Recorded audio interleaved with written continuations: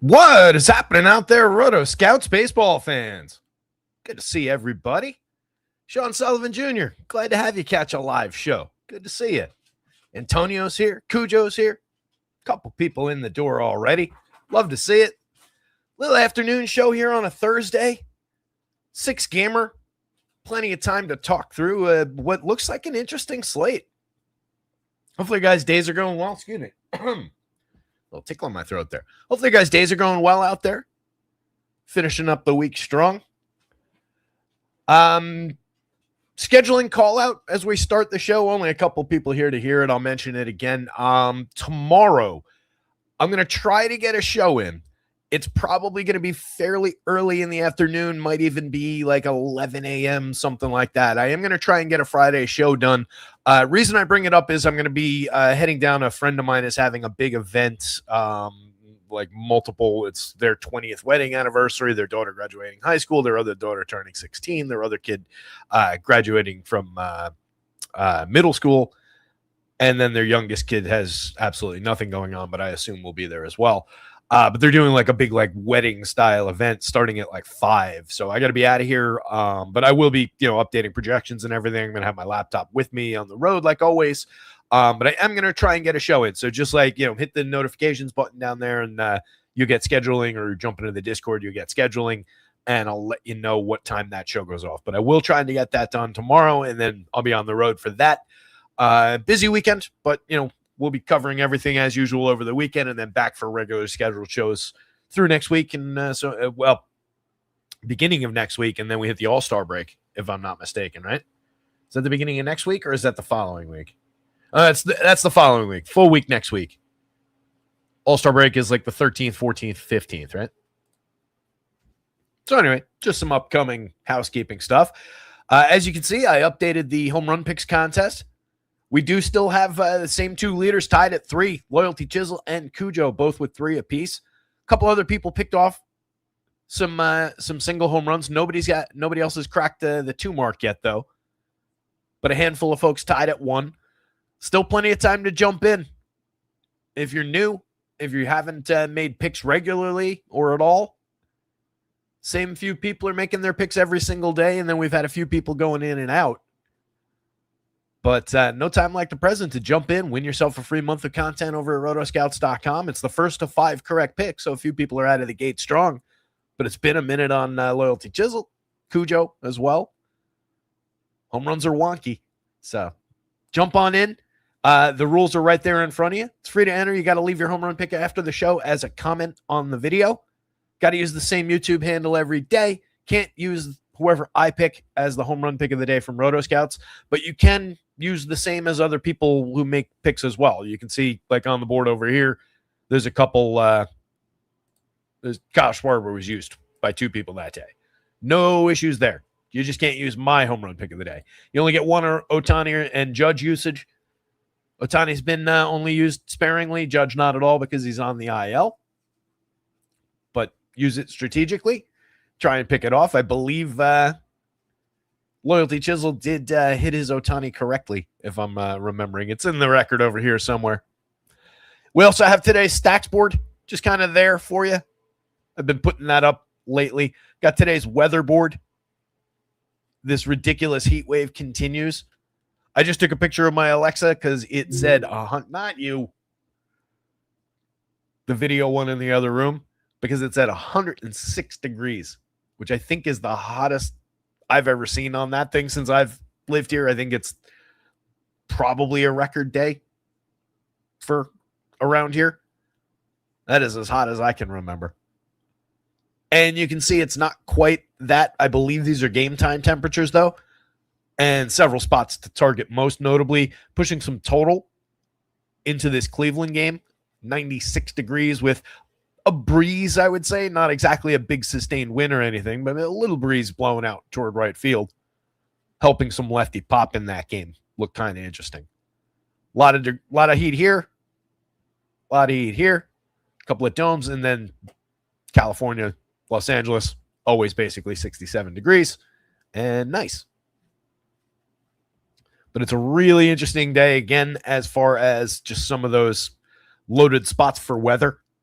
I don't love chasing those, as we've talked about necessarily, but it is pushing those teams up the board. It's pushing the Vegas total, so everything just naturally rises. We don't have Coors Field on this slate. What we do have is an interesting pitching board. There's some depth to this, despite having only 6 games and it leaning, kind of toward offense in a lot of ways. There's a lot of usable pitching at a variety of very fair prices. So I think it's a really interesting slate to dig into. Clint Wood's here. Hope you're having a great day too, Clint Wood. Glad you made it, buddy. All that weather, by the way, is, as always, via propfinder.app/weather. Follow our guy, Kevin Roth, at Kevin Roth WX. I call him our guy because we just constantly refer to his stuff, and he's the best in the business, in my opinion, as far as like daily fantasy weather. So that's why I call him our guy. He is in no way affiliated with us and is probably unaware that we're putting his stuff on screen. But I saw EMAC doing that on the old Awesome show the other day when I popped in to visit. So I figure it's okay if we do it, as long as we're giving credit. Yeah, the Clintwood, that ballpark has been sapping hitting for sure. Been greatly favoring pitching. You can see where Texas is on this board as well. They're going up against the Framber Valdez, who's been up and down this season, not quite pitching to his usual standards, particularly in regard to keeping the ball down, but still is keeping the ball down pretty significantly, and is still, in theory, difficult to get to. So they're kind of suppressed on the board. Bryce Miller's having a big impact on the Angels in everything except for home run upside. They're poking their head above water with that third by home run total against Miller, who has always, good as he is, given up some power, including this year. He's got a 4+% home run rate, despite otherwise being incredibly sharp in his limited action so far.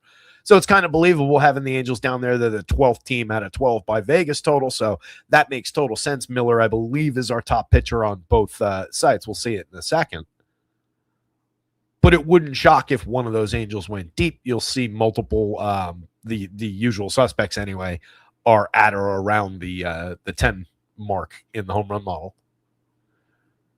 Cleveland is an interesting one. They're showing a little bit in the value column, which is good. They are on the other side of that weather game. They're facing Davis Martin, who has been not pitching quite as well over the June as he was. If you look under the surface, on the surface, he had 2 meltdown starts and 3 really good starts in his 5 outings in June. But if you look at the under the surface numbers a little bit in the good starts, they weren't as sharp as they necessarily look. Strikeouts are down somewhat. He's been more vulnerable, more normalized toward the expectation of Davis Martin. So that is a gettable enough spot, especially with the conditions. You can see it's 6th by Vegas total. But the limited nature of that Cleveland lineup through a lot of those spots just kind of, it checks their projections a little bit. So just know that that's a usable team. We'll definitely talk that spot through. And I'm glad they are popping up a little bit with the 8th and the 5th value ratings, at least showing in against the Vegas total. It does kind of call out that they're usable.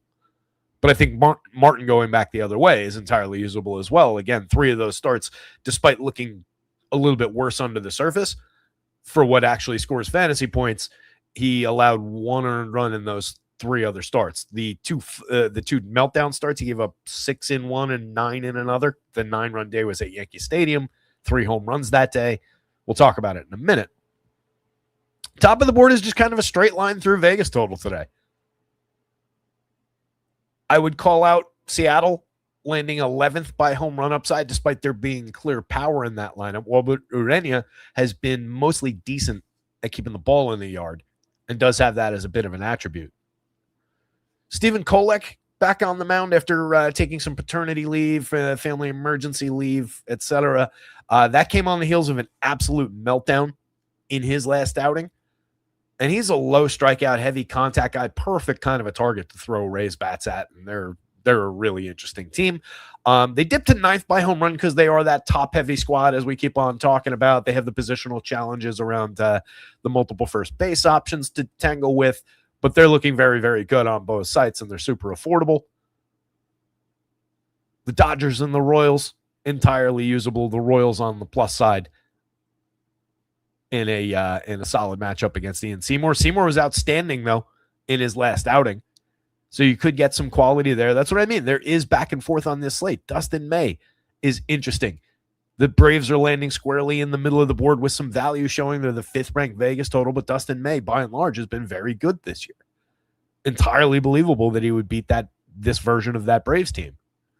On the other side of that game, Hurston Waldrop, entirely believable over 5 innings anyway, that he could check St. Louis down. St. Louis looks a little bit expensive, too, by that FanDuel value. Waldrop, I think, is probably going to be limited, though, to 5 innings max. He hasn't finished 5 innings throughout the minors in his run-up coming back. He pitched 2 innings the other day in relief. So I think we're getting 4 and change. If all goes great, 5 and no ceiling. That's the one issue. Waldrop is talented, though, former first round pick in 2023. And then you're talking about down here a usable, not actually good, but not actually bad Slade Ciccone. He can give you 6 quality innings there, but I'm looking to target the White Sox bats on the other side of that game. But then you get into Eovaldi, Roki Sasaki if he's on form, Davis Martin certainly usable, Framber and Bryce. It is a very interesting pitching slate and a lot of back and forth.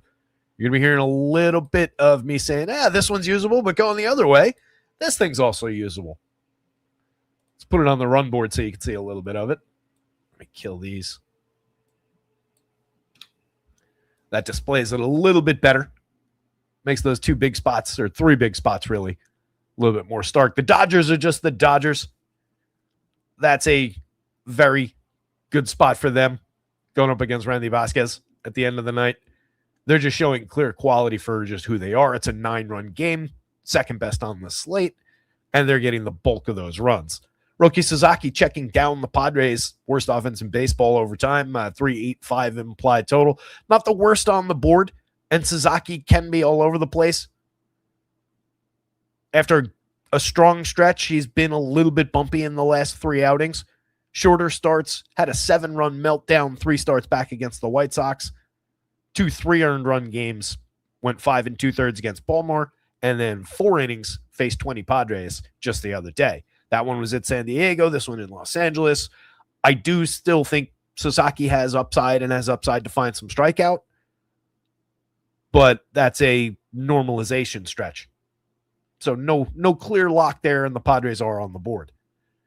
The Angels are the one that's really, really checked down, but again, wouldn't surprise if they found a home run somewhere along the way here against Bryce. He's been super sharp in his seven starts. Had some of that piggyback work to keep some starts short. 1.97 ERA, a 2.62 xFIP over 45 2/3. Struck out 54 so far, including an 11 strikeout game in his most recent outing over 5 2/3 at Pittsburgh. Allowed 3 earned runs and 2 home runs in that game. He's allowed 5 home runs over his last 3 outings. And 7 in 45 2/3 to 163 hitters. So again, home runs are definitely in play against him again this year, but it doesn't exactly push the Angels up the board. It just makes a couple individuals potentially, maybe interesting one-offs, but doesn't make them a great stack unless it really goes sideways with Bryce, and he's a very talented pitcher. Urena is usable on the other side of that one. He does cut into power a little bit for the Mariners, but they're pulling a mid-4s implied total, and there are enough interesting bats in that lineup to definitely keep them on the board. And if the perceived lack of upside, because the home runs are maybe down across the board, they're down in my model, they're down across Fangraphs, Game Sims, and so on, maybe that does knock the Mariners down to less ownership than they maybe ought to get given that total. Not a good hitter's park. Their home ballpark definitely leans pitching. Urena looks usable for his side at price. 2 sub-4 implied totals in the Detroit-Texas game. That one gets really interesting for pitching with Framber going up against Nathan Eovaldi. I think everybody's going to be mining that given those 2 sub-4 implied totals. Neither of these guys has been at peak form, but they're both very, very capable of giving you 6, 7 innings regardless of quality. Even if they give up 4 or 5 runs along the way, both those guys are going to be in for depth. They typically are. Framber's thrown 95 2/3 over 17 starts this year. Eovaldi's already up to 100 1/3 in 16 outings this year. 101 strikeouts for him. He's striking out more hitters. Overall pitching to a 3.95 ERA against a 3.34 xFIP, a little bit sharper than Framber at a 4.05 ERA, 4.25 xFIP. But they're fairly competitive back and forth as far as the ongoing quality. And Framber does have that attribute of being able to keep the ball down, keep it in the yard a little bit. So both pitchers very interesting, but those are usable offenses. The Tigers are pulling a little bit of power upside against Eovaldi that's visible among those high-quality power bats that they have.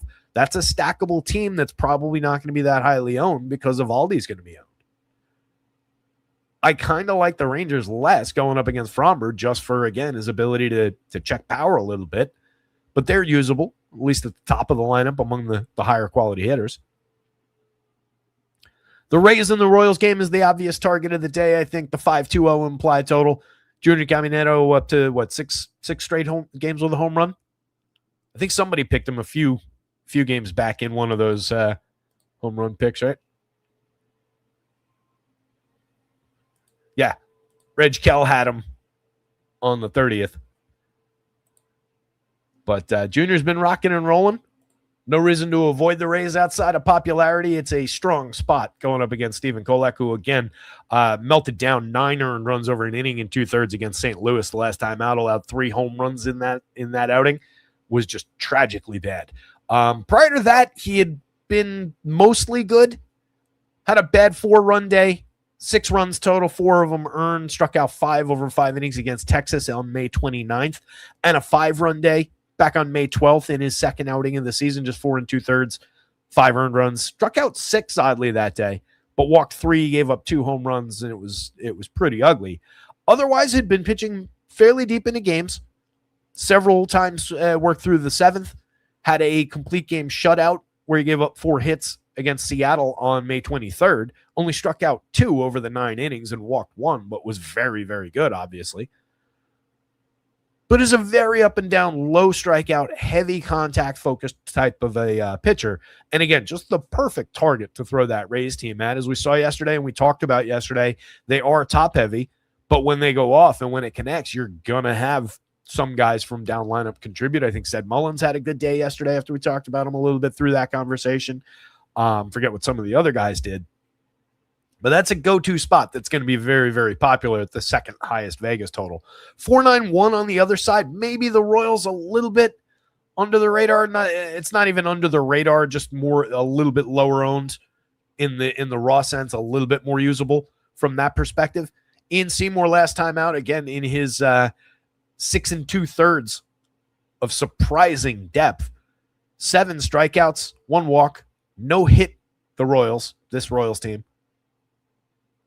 No earned runs, no hits, faced 21 Royals, kept them off the board, booked the win in that bulk relief appearance. So just tremendous depth. Prior to that, he had made a full start, went 5 innings against Washington. 3 earned runs, 7 hits, struck out 4, walked 0, gave up a home run, was okay. But that outing on the 25th was tremendous. And again, it was against this team. Not that that necessarily means anything for today. The Royals incredibly usable at that total. The hope would be, again, that the ownership down a little bit. I like some of the power upside that some of those guys bring you. And some of the quality that we talk about through that lineup. Cards and the Braves. Mid-4s implied totals on both sides of that one. Same thing in the White Sox and the Guardians game. I'm a little bit more intrigued by the White Sox-Guardians matchup, I think, given the conditions there with that just, blazing heat and the wind blowing out toward right field a little bit, some of the high-quality lefty bats in that matchup. And you're getting I believe, gettable Davis Martin, especially in the somewhat of a downturn that I mentioned, going up against Slade Ciccone, who, again, usable, but very, very average, slightly below average righty that I think we could throw some of those quality White Sox at. 4-2-3 implied total doesn't exactly come screaming off the board against some of these. Same thing with that 4-3-4 on the Guardian side. But I think I'd rather get to some of the White Sox, get the away bats, similar kind of a total against the worst pitcher. I do think Davis Martin's better than Slade Ciccone. And I think the White Sox lineup, by and large, is better than the Guardians, especially in this form. So I'm looking over there, and then I'm into using either one of these teams, but I do have a healthy respect for Dustin May. I think Hurston Waldrep, for his 5 innings, stands a very good chance of being good. Over the 5 outings in the minors, 3.52 ERA, struck out 13 in 15 1/3, went as far as 4 2/3 in his most recent outing. That was on the 21st down in AAA, and then went 2 innings in relief on the 26th against the Giants and was very good. Give up 2 hits to 12 hitters.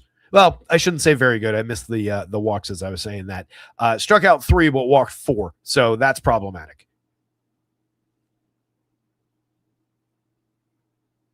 In the minors, there were some walks against the strikeout total.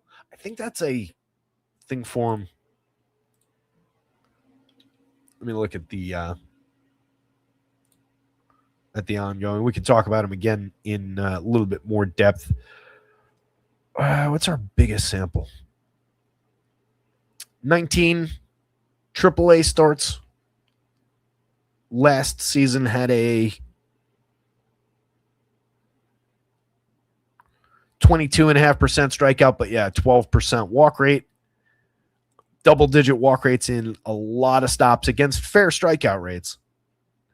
And this is a lot of small sample going back to 2023. But the 19 starts in 2025. The 19 starts in 2024 across AA and AAA are relevant. And then 10 outings, 9 starts, 56 and a third in the show last year. God, this board's all over the place. 24% strikeout, 9.6% walk. So actually wrangled the walks a little bit, but that's still not really where you want to be. But a talented starter that I think for 5 innings against this Cards team could find some success, would use them, would use him. We'll see a little bit of that on the pitching board. Miller, Eovaldi, and I think believably Davis Martin, if he can pitch through the conditions, find the quality that he had for most of the season so far. It's not a bad matchup against that Cleveland team. So I think all 3 of those guys believably within 1.5, 2 points of one another. Davis Martin offset a little bit by price, more dramatically on DraftKings by 1,000. But any one of those guys, entirely usable. I do think Bryce Miller and Eovaldi on talent are your top 2. And then probably it does go down to Fromber if we're talking about just pure talent, proven ability across multiple seasons. Not pitching to that level this year, but very, very usable against Texas, especially at these prices, and has ceiling that competes with all 3 of these guys. No question about it. Just doesn't quite project to there. For one, lower strikeout in general than at least these 2. Similar strikeouts or more to Davis Martin, depending on which year we're looking at. But I think from those price points, just shares all the ceiling in the world anyway, and the projection difference doesn't really matter. Incredibly usable $7,300 SP2 on DraftKings. $7,500 Dustin May is ridiculously usable. You can see he's 91 on FanDuel. He rivals the top end of the board.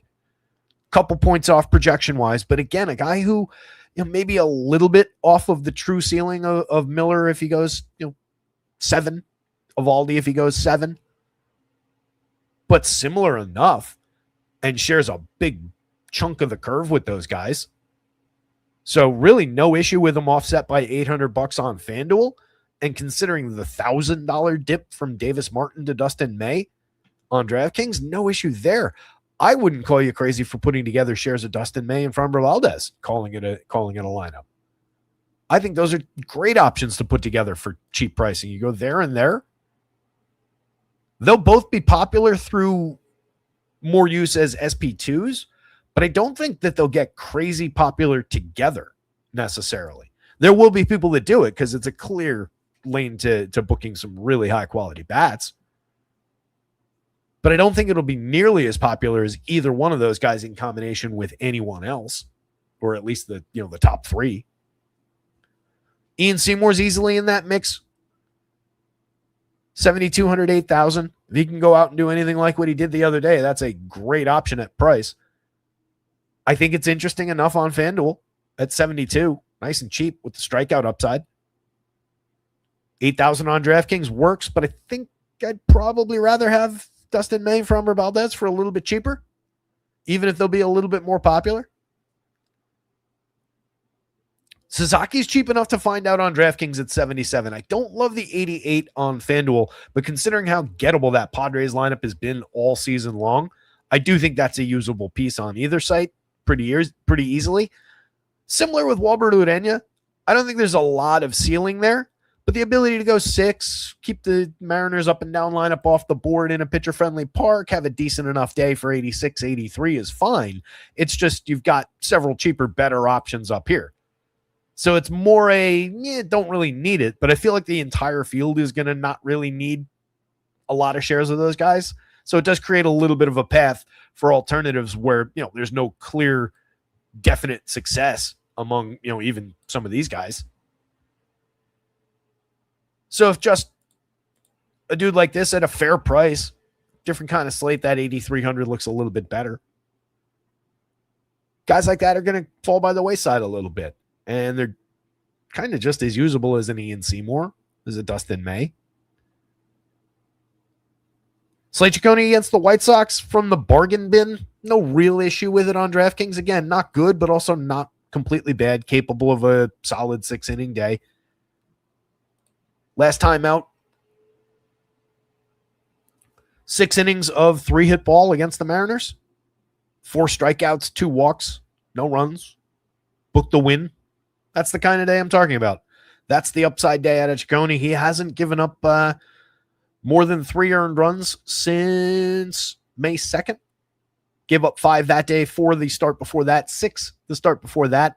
4 good innings against St. Louis on tax day, and then a 4-run game on April 10th. That was his bad stretch. Other than that, he's been mostly good, been mostly going 5+. Several is completed the 6th, 3 of his last 5 starts and pitched into the 6th in 4 of his last 5. The one where he didn't complete the 6th, he still only gave up 1 earned run over 5 2/3. That was at Milwaukee. Pretty good team. 4 strikeouts, 2 walks.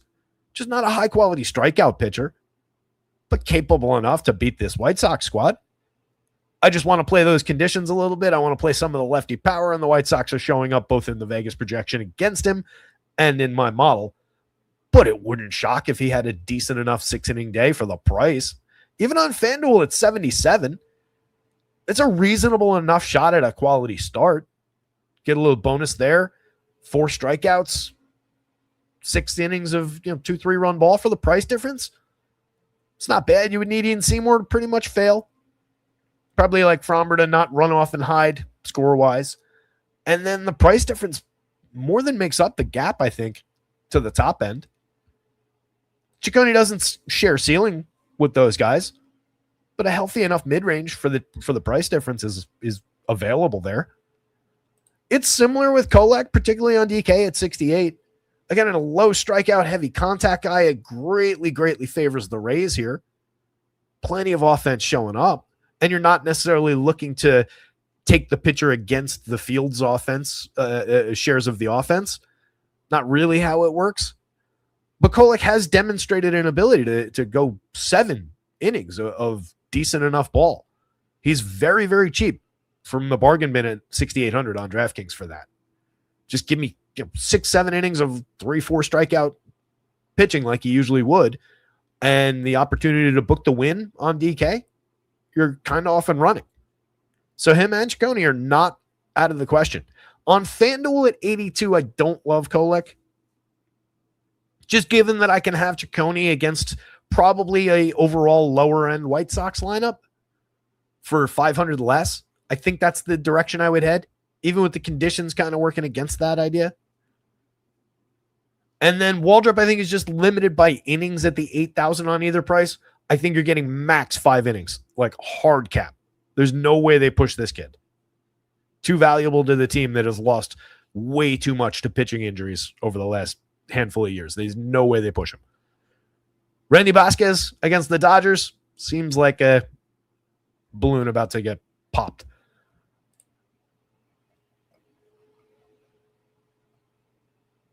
Vasquez, 4 earned runs last time, 6 earned runs the start before that. Was okay over 5 against Baltimore on June 13th. 4-run day. 2-run day was okay against Philly. 4-run day against Philly. 3-run day against the Dodgers has been just by and large mediocre. 4.44 ERA and a 4.90 xFIP, limited for strikeout, facing the Dodgers at the highest implied total of the day. I just don't think he's on the board on either site. You can see the clear projection difference.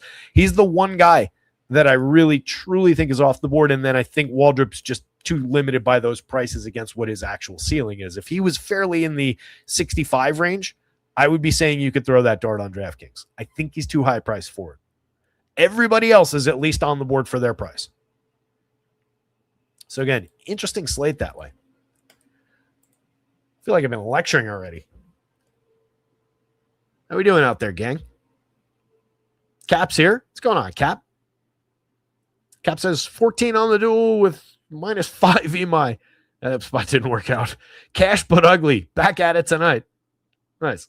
140. Nice. Yeah, did not have a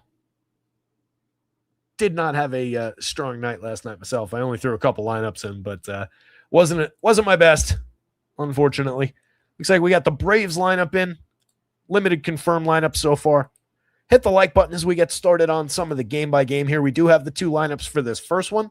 Home run pick of the day comes out of this first game. I've mentioned a couple times I kind of like the idea of snagging some lefty power here, and we've got one of the better options positionally and honestly price-wise at 4,400, 3,300 just to get the show rolling. Colson Montgomery, I hope he's not too chalky. I don't know what it necessarily looks like given that it's only a 4.24 implied total here, but he's got 21 home runs on the board already. It's 40-something and counting going back to his call-up last year, and he's just not expensive enough. 12.25, one of the highest marks in the home run model today.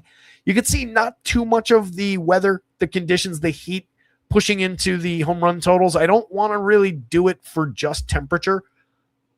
And the wind, as mentioned, it's more of just a light breeze blowing out to right. That's just Colson Montgomery for who he is against Slade Ciccone here. Ciccone, not bad for home runs, though. 3.10% is, perfectly fine. It's adequate at managing home runs. And that comes against an ability to induce weak and medium contact that's right there. 36.1% hard hit, 88.1 miles an hour of exit velo is nothing. It's on a fly ball trajectory, but limited. That's not an extreme launch angle by any means, reflected by that barrel rate. Ciccone doesn't have great stuff, but he's a decent locator. He's a low strikeout guy who allows you to make contact, only 8.6% swinging strikes. But a 4.18 ERA, again, 4.27 xFIP, 4.43 Sierra. This is about who he is. He's neither good nor completely bad. He's a little bit below average across some of those numbers. Last season, pitched to a 20% strikeout rate, was a little bit sharper there, slightly sharper in the xFIP and the Sierra than he is so far this year. ERA, similar numbers there, though, across 23 starts. Gave up more barrels, way more hard hits, way more exit velo, and more home runs. So there's a back and forth conversation going on across, a fair sample of starts in which he was decent at limiting power and has made some strides there. If you want a tie break going back in this direction, smaller samples, 13 starts and 4 starts, was giving up the barrel. But this spot looks a little bit like this, despite giving up some happenstance home runs in there. But then you could do the same thing where these kind of look like that. So we got a lot of back and forth about what it's really shaped like as far as the opportunity against. But I think given the conditions in the ballpark, given what, again, Colson Montgomery as the home run pick of the day looks like, and then options like a scorching hot, power-wise Miguel Vargas with 19 home runs in 365 plate appearances this year, with a ridiculous 403 xWOB under his 366 actual that say he's been underperforming by like 40 points, which is insane for how good he's been. He's hitting just 244, but he's getting on base at a 357 clip. He's stolen 11 bags, creating runs 35% better than average by WRC+, carrying a fantastic 14.4% barrel, not striking out. These are star caliber numbers. I did not think he was this guy. 5,600, 4,200 prices at peak level on FanDuel. Maybe you're $400 shy of absolute superstardom price on DraftKings, but we're pushing it. 8.20 on the home run model, though. He looks like a strong option if you're considering the White Sox. Playable at any of those positions. I like Antonacci a lot. 4,300, 3,200. 295, 392, 427 slash line to start his career, 374 xWOB under 367 actual. Low strikeout, just a medium walk rate. I think he starts to push walk at some point, not like it's hurting his on base. He's getting on via BABIP quite a bit. Hits the ball squarely, 6.8% barrels, nothing special, but it puts him at a different tier than the super light 2 and change barrel rate type of contact hitters. He is more that contact oriented player though. A lot of singles in his game, some stolen base upside, a lot of correlated scoring, a good option in the leadoff role, solid lefty bat, and fairly priced in your outfield. I think Kyle Teal's really interesting. 6.80 in the home run model. Fair amount of solid contact in 30 plate appearances with a home run on the board already this season. If we look back to last year, made some good contact, hit 8 home runs in 297 chances, and had a strong year at the plate, 273, 375, 411. That's an excellent slash line. 349 weighted on base and not really betrayed by that 337 xWOBA. And if he can continue making improved premium upside contact, he can push those numbers. Kyle Teal at 3,700 is a bargain catcher on DraftKings. Lefty to throw at Slade Ciccone here. Love the upside. He's going to have the opportunity to make contact, and he can hit, he can get on base, and he can hit for power. Really, really interesting DraftKings piece. And on FanDuel, where they don't have a clear-cut have to use at first base guy, perfect option there. 3,300 totally works. He's playing like a first. Given last year's performance, he's got that level of hitting talent. Let's put it that way. Benny at 3,400, perfectly fine. Ultimately, less than just another outfielder. But the way he's hitting the ball this year, 10 home runs on the board, a solid, 40 ribbies, 33 runs, if we want to just talk counting stats. 192 ISO is kind of interesting. Pedestrian through weighted on base. Bad slash line, sub 300 on base, but a 101 WRC plus, slightly above average, and making good contact. It's all you can really ask for out of a player who's mostly limited, and he's fairly priced in the cleanup role with guys who can get on base ahead of him. So there should be, at worst, opportunity. Think what we talk about with Josh Bell, where he's got a ton of RBIs, but isn't particularly hitting well, just happens to come up again and again and again because he's in the lineup every day in the cleanup role with guys ahead of him who get on base regularly. Not that it's exactly the same situation here overall, but it does work in this example for today's lineup with Benny. Again, Montgomery, Colson, home run pick of the day, but Braden, not a bad option. 80 up and down plate appearances in the show so far. A 183 ISO is kind of interesting. 103 WRC plus has been above average, has been drawing some walks, getting on base at just a 313 clip, but adequate enough. He's done just enough across the board to keep him positive as far as run creation so far. And he's a growing young player. Switch hitter, 3,300, 2,900, little pop in the bat. I'm interested at those prices. Chase Meadroth hits for average, 272, 344, 379, gets on base. 6 home runs that are a little bit of an outlier given the kind of contact he makes, but he's pushed barrels up a little bit. He was 1.6% in his rookie debut last year, up to 4.3 this year with a little, more happenstance than anything else, but some better batted ball events along the way. We're looking at him more for correlated scoring, has enough speed that he maybe continues to defy this low-end xWOBA, but that's something to keep an eye on. Ultimately, just a slap-hitting infield type contributor, but very usable. 39 on DraftKings is okay at second base. 29 on FanDuel, kind of similar. It's perfectly fine for the money. Tristan Peters, Jacob Gonzalez at the bottom of the lineup, not unfairly priced. Peters has been contributing over 245 chances. Now he's been getting on at a 344 clip. Interesting enough counting stats.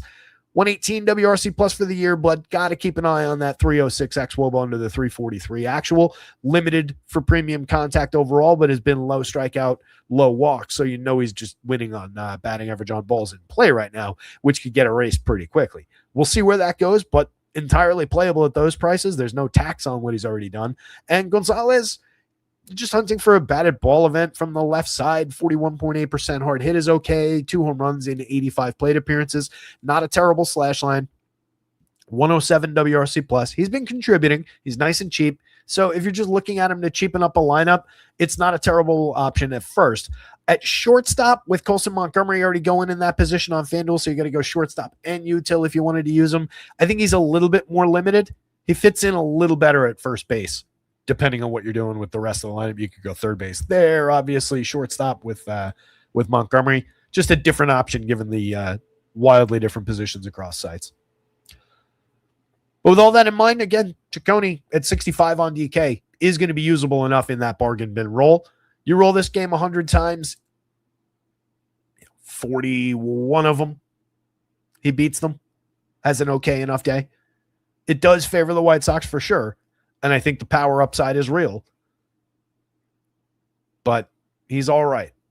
Davis Martin is a little bit better. 23.8% strikeout this year against a 6.3% walk. Good enough for, what the quality of pitcher is. I think something to be aware of, though, is we're pretty limited across the board as far as what the actual makeup here is if we're looking at the plus categories. He's been decent at limiting home runs, but some of it is on happenstance. Keeping the ball to an okay 11.6 degree average launch definitely helps. He's been missing the barrel, so not finding the combination of this hard hit and exit velo that are definitely going on and launch angle on the same pitch. He's been getting away with it a little bit more than he's actually been, pitching through power. 44.2% hard hit is pretty significant against near 90 mile an hour average exit velo. This number probably goes up as time goes on. You can see the well below average stuff, below average locator and pitch plus. Pitching to a 3.0 ERA, though. He's made it work. Has a 3.49 xFIP, a 3.68 Sierra. So even under the surface, something is working right. He's finding good strikeout to walk ratios, for a mid-rotation type starter. He's not a top-line guy. He's not a $9,900 pitcher. But he projects out well enough given the near 24% strikeout rate, closing in on 1-4, facing a Guardians lineup that's pushing a 26.5% strikeout. Now, some of that's coming off of this 50% there. 41.4 going toward Gabriel Arias is a little bit high, but Arias is believably a mid-30s strikeout guy. You're giving some of it back on Brian Rocchio, who has sustained a low strikeout rate so far this year, but historically was more 20% strikeout. So a few points going in that direction. There is some back and forth to that number, but there are believable strikeouts to be had for Davis Martin here. So it helps the projection a little bit. Like it a lot better at 85 on DraftKings. That's a much more reasonable price point. Very, very usable on either site, though. And again, even with that 4.34 implied total, with the favorable hitting conditions and everything about it, outside of Travis Bazzana, DeLauder, Manzardo at the top of the lineup, it's not that good. I mean, come on. Brian Rocchio is at 270, 341, 383 on the season, sure. Has had some nice games, but it's not like he's crushing baseballs.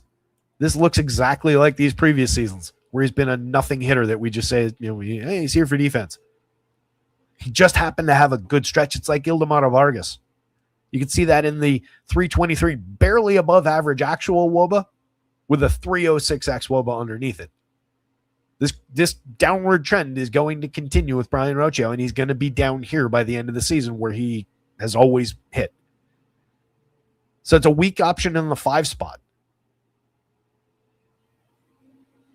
Cooper Ingley, I guess, deserves a quick look here.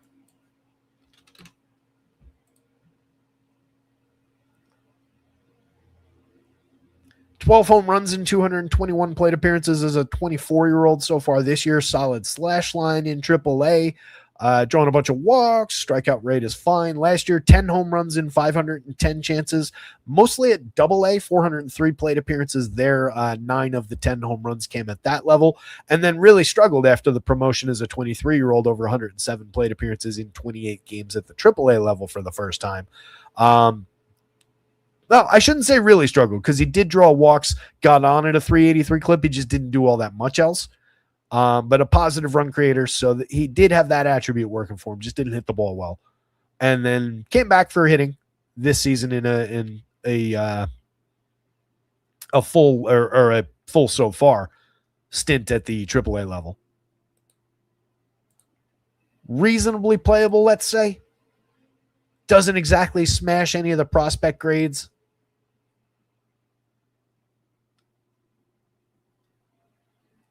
Looks to be a mostly hit tool focused catcher. Is a catcher on FanDuel at 2,200 where it's useless as well. He's an outfielder on DraftKings where that's going to be less valuable as well. If he was a cheap $2,600 catcher, he'd maybe be more interesting on DK given where he is on the lineup. But the fact that they put him in the outfield, oh well. Gabriel Arias is somebody to talk about. He's always had the ability to put good wood on the ball. It's just all those strikeouts and a lack of actually finding quality results when he does hit the ball. You can see it in the 10.5% barrel rate and the 50% hard hit rate so far this season. Those numbers jibe with where he was last year, jibe with where he was a couple years ago in 2023. Had a dip here in what I remember as a small sample. I'm not going to bother scrolling back for it. 3 home runs on the board in 70 plate appearances, but otherwise 209, 243, 373, a lot of zeros out of Gabriel Arias for fantasy. But you do find the monster day from time to time, and he's cheap in the middle infield. I think he's your highest priority bat after Khalil Watson and the top 4 hitters. Patty Bailey just here to frame pitches for this team. Stephen Kwan having an awful year, over 320 plate appearances. Guy we used to rely on a fair amount for some correlated scoring, at least via batting average on balls in play. He's at least getting on at a 320 clip because he's drawing a 12.5% walk rate. That is a big uptick for him. It's the one positive change he's made, but everything about his game is kind of off. Looking at that line right now, 3,000, 2,600 at the bottom of the lineup, mostly skippable. But again, if you're looking to wrap somebody around, I'd probably rather go Kwan than Patty Bailey. Probably rather go Kwan than Gabriel Arias because he's not giving you the bring back to the top of the lineup skill set. He's giving you the clear the bases of these guys kind of a skill set. So he pairs better going up this lineup than back around it. So do you think Kwan's your most interesting pure bottom of the lineup, bring back to the top for correlated scoring option? That's what he does when he's going right. And then you're getting him with Travis Pizzana, who's having a successful start to his career with 7 home runs and a dozen stolen bases, a 111 WRC plus so far. Needs to find more consistency in his game, needs to hit the ball a little bit more squarely, but getting on at a 336 clip, a 329 weighted on base, and he's got some speed, probably continues to defy that xWOBA, but I also think that's just going to push up naturally as he gets better and finds his footing. Chase Stillwater for 36.29, still at those 7 home runs that we saw early in the year, but the slash line is strong overall, 288 plate appearances, an excellent 342 xWOBA to stare at here from his 338 actual. Close together and very high-end option at 3,600, 2,900. Everything about it is real so far. I think we take advantage of the cheap prices if we're leaning into Guardians bats against, again, a gettable enough Davis Martin. Again, he's, like I said, he's not an ace. He's not a $9,900 FanDuel pitcher, although we're willing to pay that for him today. That's a gettable 3-4 type starter. Pitching a little bit over his head this year. Kyle Manzardo for only 3,400, 2,700. 272 plate appearances, 10 home runs on the board. A meh kind of a slash line. A 102 WRC plus is fine, but it's not what they need from him. 314 xWOBA under the 318 actual is disappointing, but some good batted ball events, 11.7% barrel rate. Consistent hard hit rate, needs to push it up to be good, but consistent. He just strikes out a lot, but he does walk. I think a little bit too much on his shoulders right now with Noah Ramirez in this lineup. That's a big, big loss for this team. It's been going on, obviously, for the last few weeks. Khalil Watson, interesting. 14.3% barrel, 42.9% hard hit over his 43 plate appearances so far, carrying a okay slash line. Needs to push some on base through it as time goes on. We'll see where it goes. But a 103 WRC plus so far. A couple good fantasy days with 3 runs scored, 8 ribbies, a home run, 2 stolen bases in this moderate sample. Looking at Watson. In the minors so far this year as a 23-year-old at the AAA level, 254 plate appearances, had 12 home runs, 15 stolen bases, was getting on at a 370 clip, 125 WRC plus, did have a 321 xWOBA though under his 381 actual. Something to be aware of there. 236 ISO, but some of that seemingly a little bit artificial. But last year, over 429 chances split between AA and AAA, 16 home runs, 17 stolen bases, 250, 346, 467, 366 weighted on base, but again, a 324 xWOBA, 129 WRC plus. So just something to be aware of, that he's maybe not quite as good as those stats might lead you to believe, but a growing young player who has multiple stops through the minor leagues of contributing in both home runs and stolen bases. Looking at the traditional scouting numbers, above average power, above average speed, limited hit tool, only ranked 11th organizationally, just looking at the Fangraphs little prospect report tab. But obviously has outplayed those marks and is only 2,700 in the outfield on DraftKings, 2,600 at shortstop on FanDuel. Honestly, between him and Brian Rocchio, I'm kind of more interested in Khalil Watson for the cheaper price. Better spot in the lineup, seemingly better hitter. Those minor league numbers are better than Brian Rocchio has ever been in the show. Do with that what you will. We got to get off this game. White Sox bats. Davis Martin. Guardians bat. That's close. Those two things, I think. And then offset to Slade Ciccone, mostly on DraftKings, but I think that's a throwable value dart. Again, only the very bottom of the board is off the board for pitching today. See, we got this cards lineup in while we were meandering through that game. Steven Youngitude's here. What's going on, man? Steve says, what's up? No, I told you before, but I always like how you pronounce the Spanish last names when you're on the sarcastic or awesome mode. If you don't mind saying it, if you laugh my ass off. Yeah, we got plenty on the board to work with. I've said a few already. Cap says, sarcasm my jam 5 years ago when Alex jumped on with everybody that no names needed. Who the hell am I kidding? They work way too much time with Josh. I didn't mind Lofty, though. Those are my guys. I like all those guys. No issues with anybody. Everybody that was on shows and stuff, everybody you guys know, totally can, either got along well with them and no issues, or like consider them friends and, talk to them to this day. Like, as you know, EMAC is around. He's in my dynasty league that I talk about constantly. Cap says, couldn't take Eric saying play the worst NBA plays known to man every night for DFS purposes. Eric is quite good at what he does. Come on. Good dude, too. Just a nice guy. I like Eric. Cards 4-2-4 implied total. Doesn't look like we got that lineup in. Braves 4-3-6.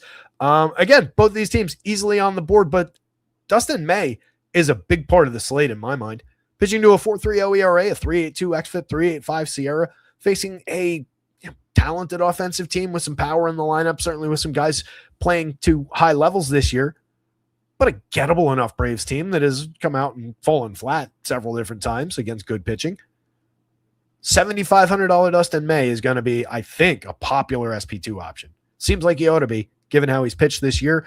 Did have a bumpy one last time out, I want to say. Where's that game log? Yeah, last time out, 6 earned runs over just 2 innings against Kansas City. Struck out 2, walked 1, 2 home runs allowed, faced 13 hitters out of the game. The game before that, 9-inning shutout, 9 strikeouts, a walk against the Padres, 1 hitter. Pretty tremendous.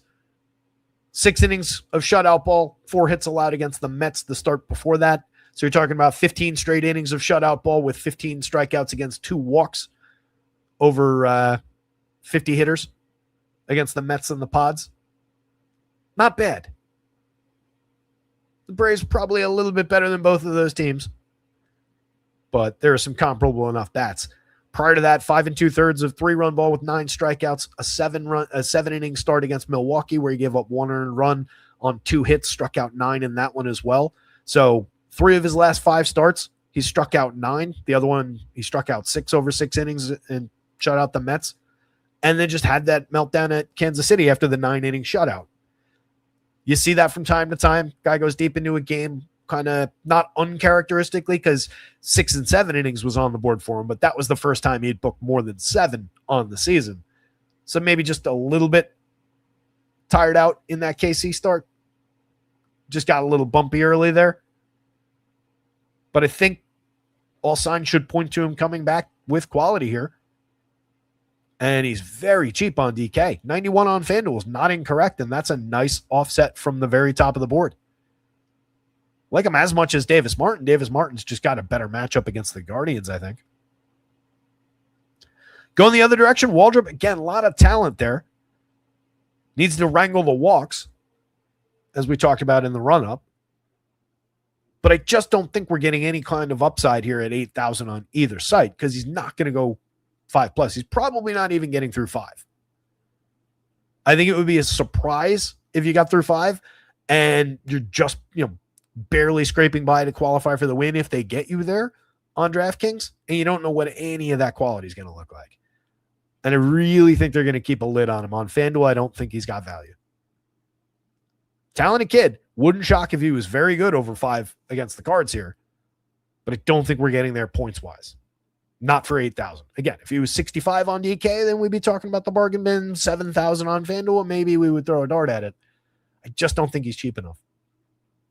Cards bats against him are interesting. You've got a couple guys up toward the top of the lineup that have been successful drawing walks at a double-digit clip so far this year. Lars Nootbaar in a smaller sample than the top 2 hitters who are both tremendous and both very strong options for the price at their positions on DraftKings. Ivan Herrera, I haven't looked specifically at what he's done over these last couple of games while I've been talking about him, but that price has gone down over the last few days since I've been ranting about it. He's 4,000 today. It's just ridiculous for how good he is. Gets on base like crazy, hits the ball very hard, hits home runs, doesn't strike out, draws walks.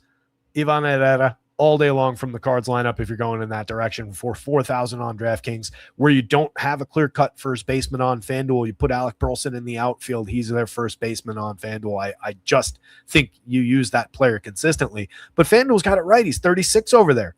That's the correct price. J.J. Weatherholt's been tremendous on the season. 45.3% hard hit rate, carrying just a 15.9% strikeout, double-digit walk rate. So you're getting them on base consistently. 357 on base. You're getting a well-struck ball in play.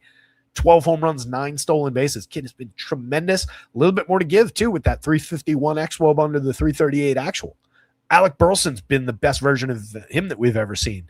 13 home runs in 353 plate appearances, a 343 on base, an outstanding 385 xWOB at a target under his already good, very good 351 actual. He also limits strikeouts. So real problematic for Hurst and Waldrop with those 3 first hitters. If he's not going to be able to punch him out, those are guys he might put on base via the walk. 2 of them drawing double-digit walks right now. 8.5 on Alec Burleson. He could certainly wait out that opportunity or just find a good pitch to put wood on. Jordan Walker, we've talked about the little bit of a dip statistically. Had an okay day at the plate yesterday. Just 1 hit, but drove in a run, hit the ball very squarely. It was positive signs anyway. 5,400, 3,900, a little bit more of a dip in price on DK, but still very expensive. 39 on FanDuel has come down maybe 100, 200 since the peak.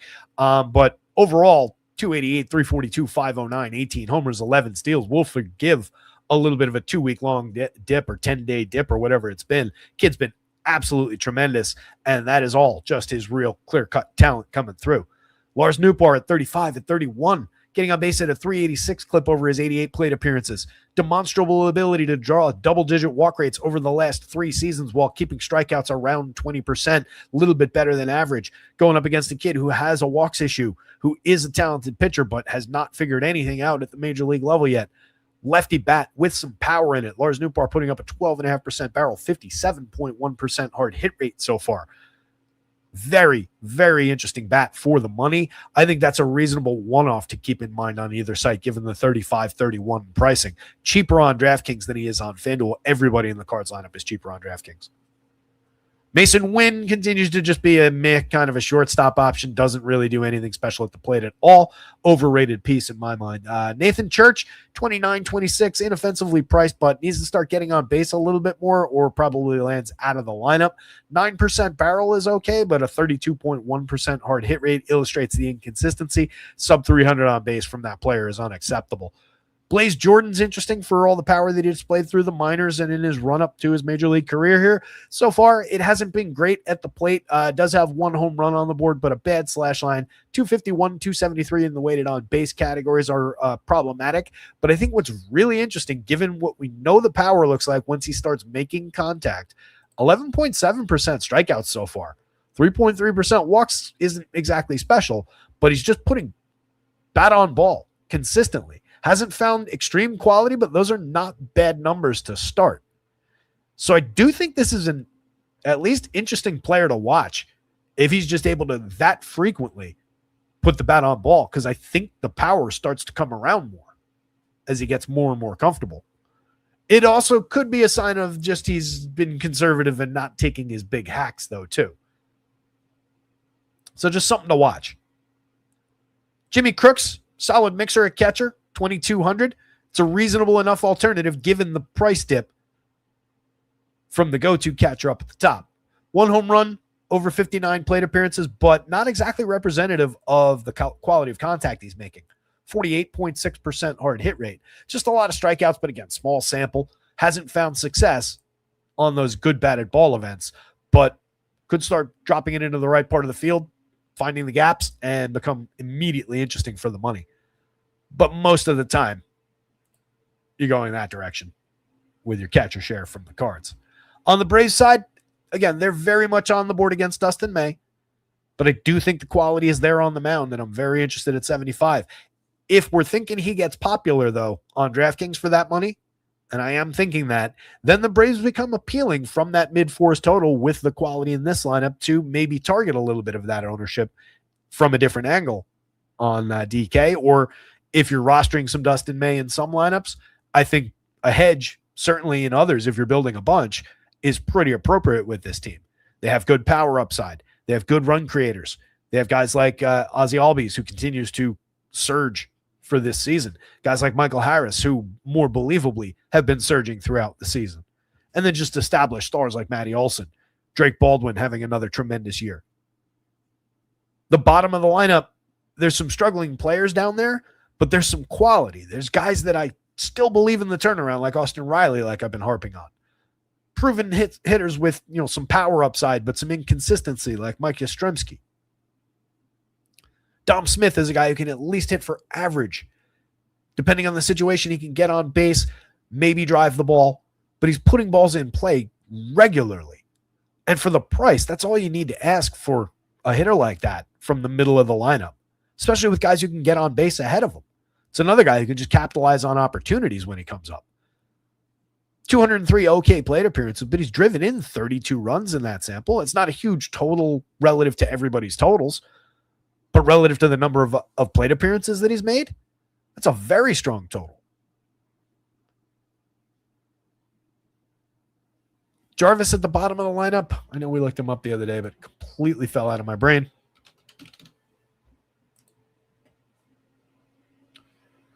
Six home runs, 32 stolen bases, a lot of speed. That's right.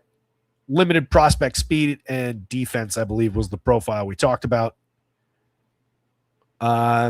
Does have 6 home runs to go with the 32 steals in 348 chances in AAA as a 25-year-old this year.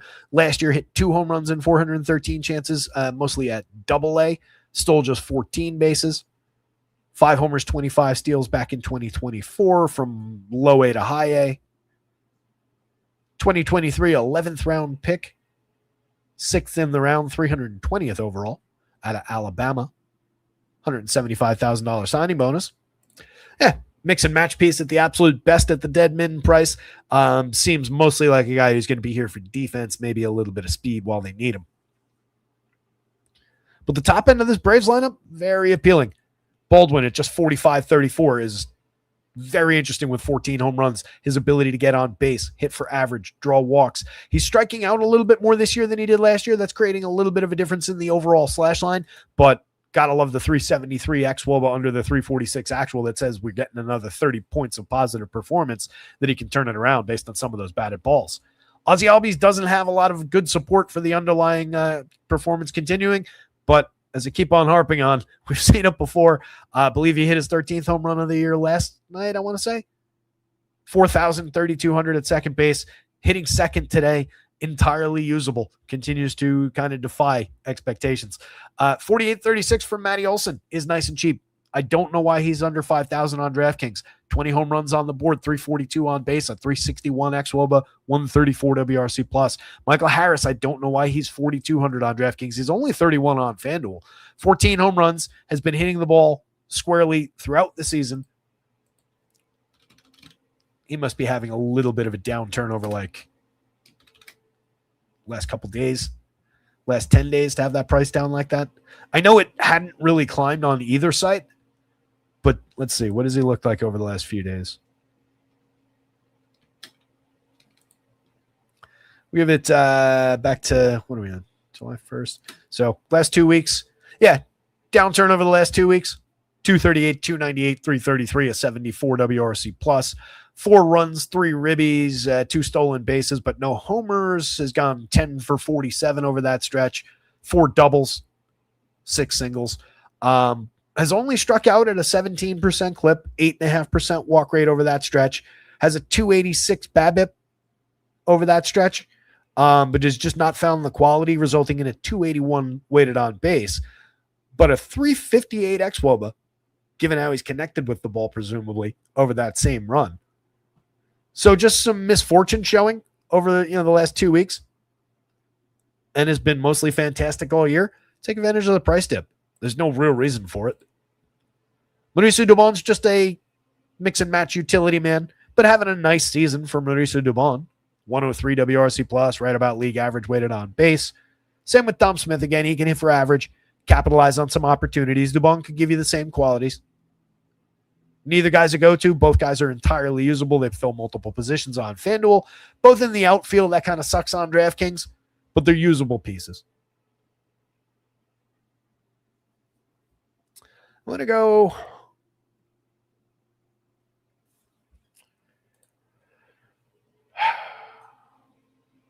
They're 5-6 on the stacks board, but St. Louis bouncing off value on FanDuel. Atlanta rating better for value on both sites.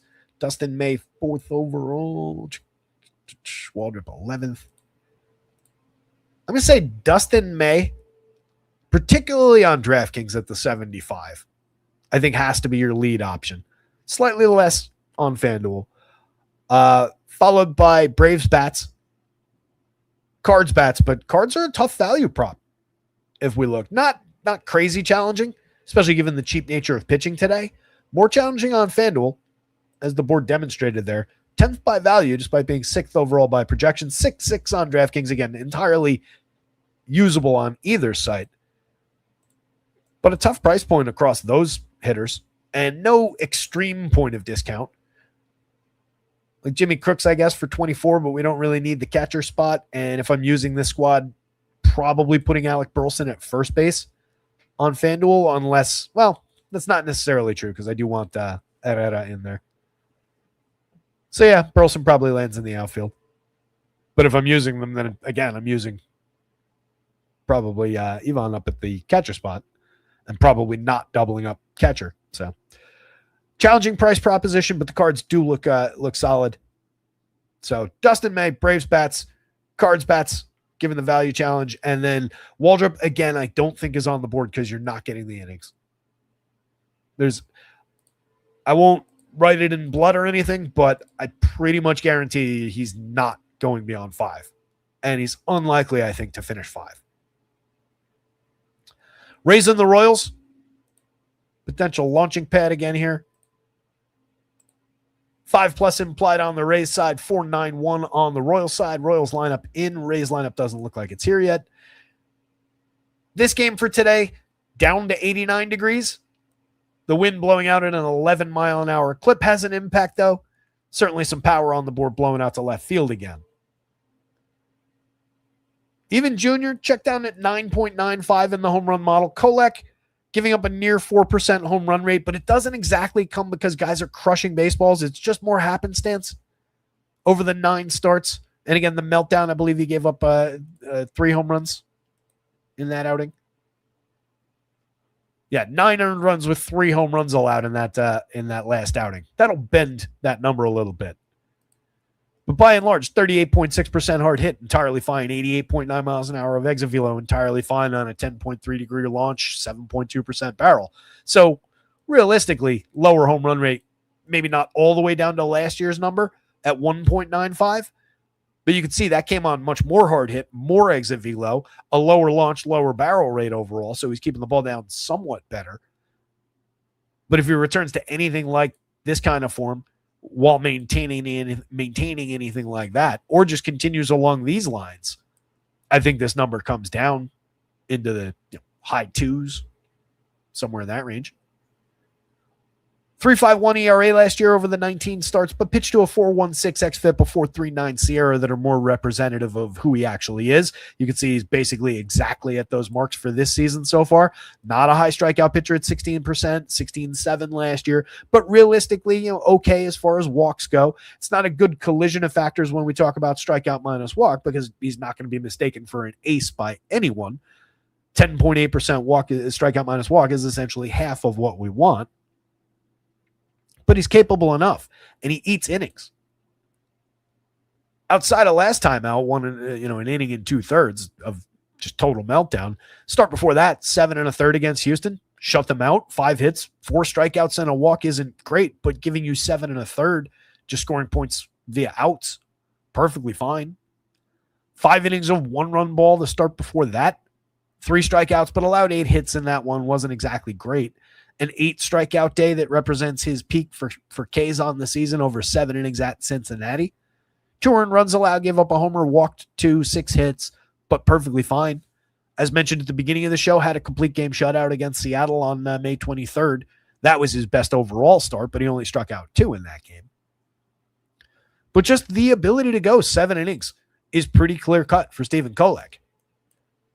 They might not be particularly high scoring innings, but he can rack up fantasy points in the aggregate, and at 6,800 on DraftKings, that's enough from an SP2. This Rays team is certainly dangerous, especially up at the top of the lineup, as we've talked about. But they trail off for quality in that bottom 6 hitters. You'd see it all right through that WRC+. Plus.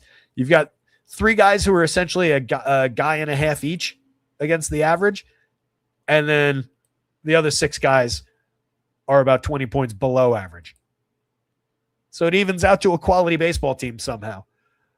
But so much of it rides on the top 3 guys and then whichever one of the middle guys has success.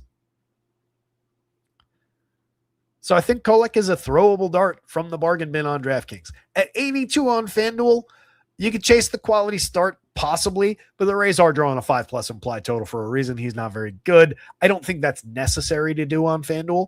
But it wouldn't shock if he went out, booked a quality start, had a 35+ point type day. Doesn't share anything with realistic ceiling with any of the top end starters. Doesn't even share like a large chunk of the curve with them. It's more about the value play on DraftKings than anything else. Ian Seymour at 8, kind of more than I want to pay for him, has given us 50 innings of 4.32 ERA, 4.46 xFIP, 3.90 SIERA.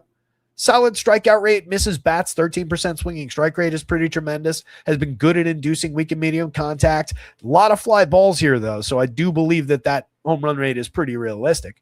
Good stuff, above average across all 3 plus categories. Nothing to worry about there. I think this is a high-quality option on the mound. But 6 2/3, 7 strikeouts, no hits against this team last time out, I think is the outlier. I don't think is the standard.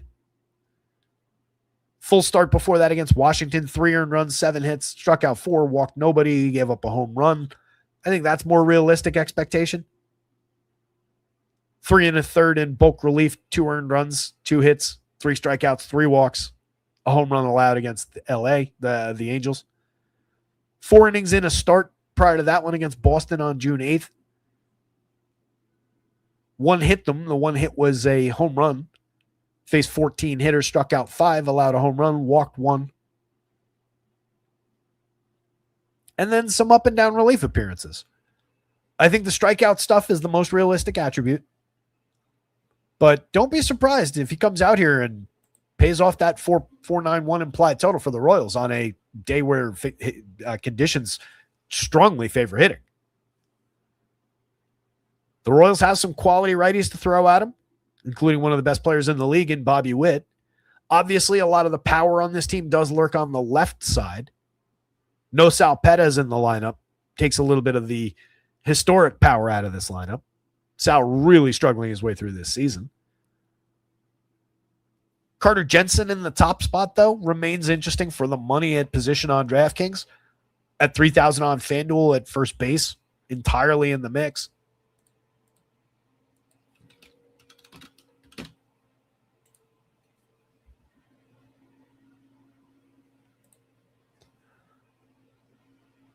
Jensen on the season, just one of his 12 home runs has come against same-handed pitching, but is slashing 297, 350, 432 with a 117 WRC plus over 80 plate appearances against lefties. So he's been outstanding in the split. It's just he lacks the power. Last season only made 14 plate appearances against lefties, so nothing to really focus on there. I don't think we have minor league splits in play here. But plenty of success to rely on for Carter Jensen at the top of the lineup, especially against that swingman type of a pitcher. 4,400 perfectly in play, 3,000, same thing for Jensen up at the top there. Seymour's going to be challenged by some of these bats. What's Jack done?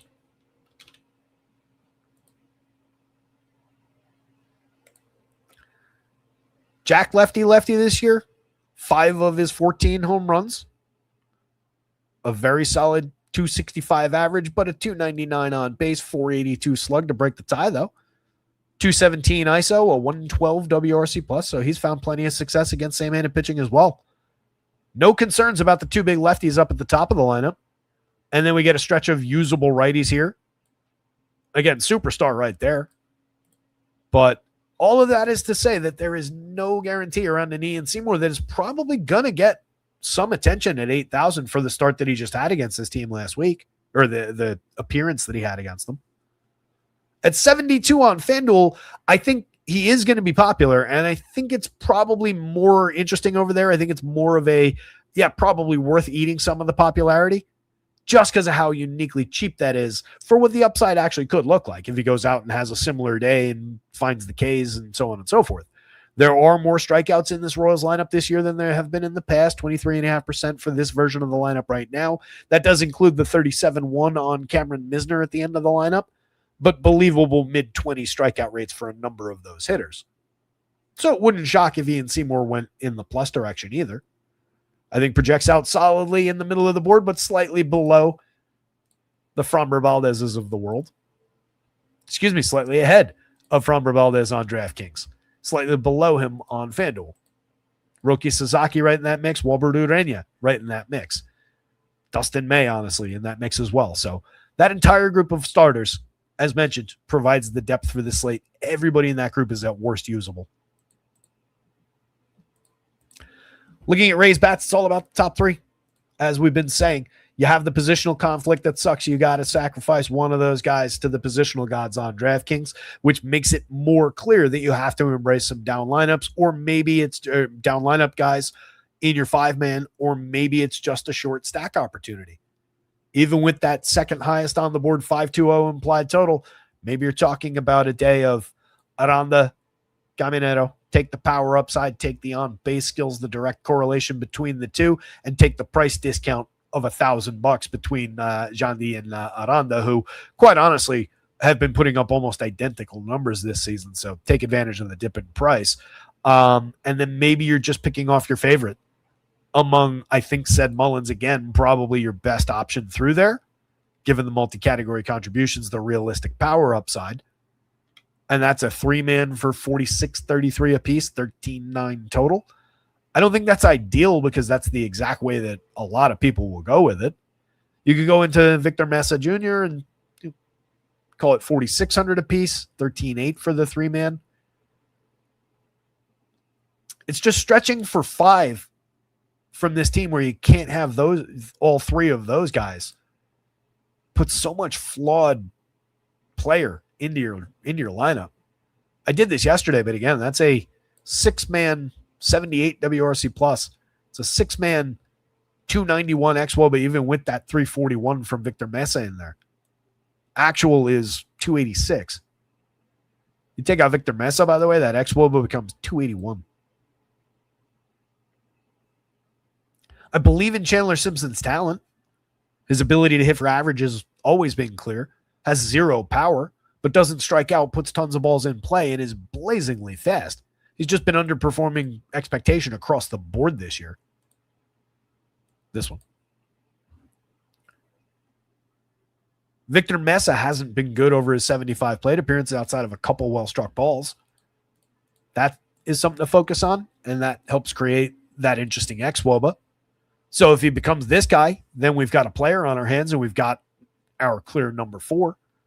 Given the expected number under the surface, given the price discount, the fact that people probably don't go all that often to Victor Mesa, if he's hitting cleanup like in this projected lineup and directly correlated with the top, he's very usable. If he's hitting 9th, buried down toward the bottom, a lot less. Taylor Wall's an uninteresting mix and match guy who can occasionally steal a base. Does get on at a 330 clip. He's okay for that. But a correlated scoring piece kind of buried down lineup and not an ideal way to fill that position. Richie Palacios, Hunter Fiducia, these are low quality mix and match guys. We'll see what comes out in the actual lineup. Wayne Starks here. What's going on, man? Steven Junkentude saying, let's go Yankees. Let's go. Oh, Andy. He's always on top of the leaderboard in the 25-cent FanDuel fan pool tournament. Nice. I don't know who we're talking about, but congratulations to them.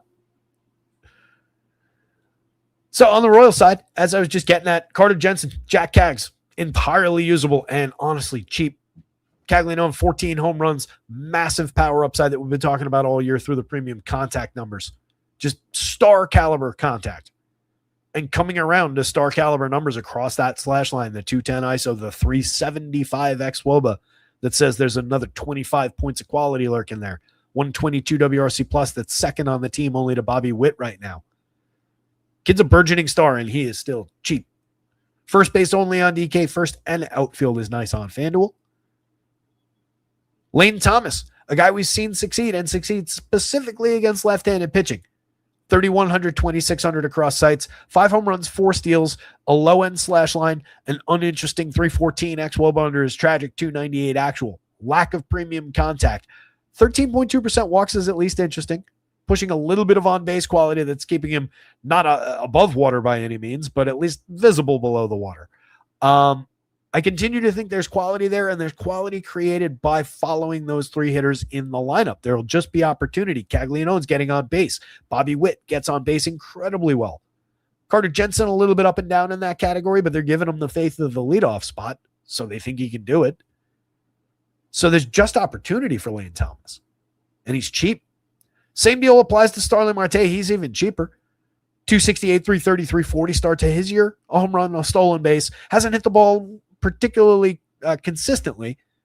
That barrel rate spiked on me since I started that sentence thinking it was one number, and it's gone up. 12.7% barrel rate, but you can see the inconsistency in the 36.6% hard hit. That'll probably normalize the barrel back down to his usual like 7-8%, but has always been a 12-15 home run type guy, capable of stealing bases and, more to the point, capable of contributing average, putting bat on ball. Limiting strikeouts historically in the league average type range, but not drawing walks, leading to a lot of balls in play. And that's a guy who, again, given opportunity ahead of him in the lineup, getting on base, could clear the bases and create some fantasy points in the heart of the lineup without necessarily needing to go deep. Nick Lofton, mix and match quality piece, 3 home runs, mixed bag of success, 98 WRC plus, slightly below average across the board, but cheap. Michael Massey, the ability to drive the ball from time to time, 7 home runs makes him a little bit interesting, but below average numbers across the board, including under the surface. Isaac Collins, Cameron Misner, more mix and matchy down toward the bottom of the lineup. So it is also a top-heavy Royals team. 1 through 3 are really the quality on this team as well. But you've got Thomas is usable. Marte's usable. Massey, I think, is usable. There's a little bit more quality going down through, even if it's not showing quite as much this year, and they look quite a bit like their opponents do right now. Those are very similar setups, but you can see even in these numbers, they are slightly better across the board, closer to league average than these guys are. I'm realizing that. Is that arrow not showing on that screen? I was doing this up and down, but I was doing it on the YouTube window, not on the actual screen where you guys would see where my cursor was. So yeah, that group of guys, slightly worse than that group of guys. If we're just looking at like WRC plus, is a good representative stat of that.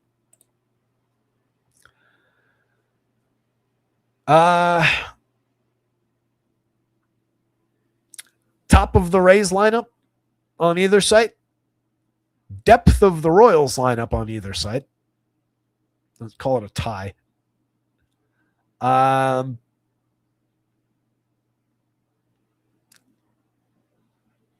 Ian Seymour's ceiling, but Stephen Kolek's value mark and depth at 6,800 on DraftKings. I think 8,200 pushes Kolek out of the conversation against Seymour. 7,200 on FanDuel. Those are just very, very different options. So Seymour with a bullet on FanDuel between the two. But it's a different conversation. 8,000 versus 6,800 from the value bin on DraftKings. I think it's a lot closer on DK. I would lean slightly towards Seymour, chase a little bit of strikeout upside. But I lean bats in this one overall.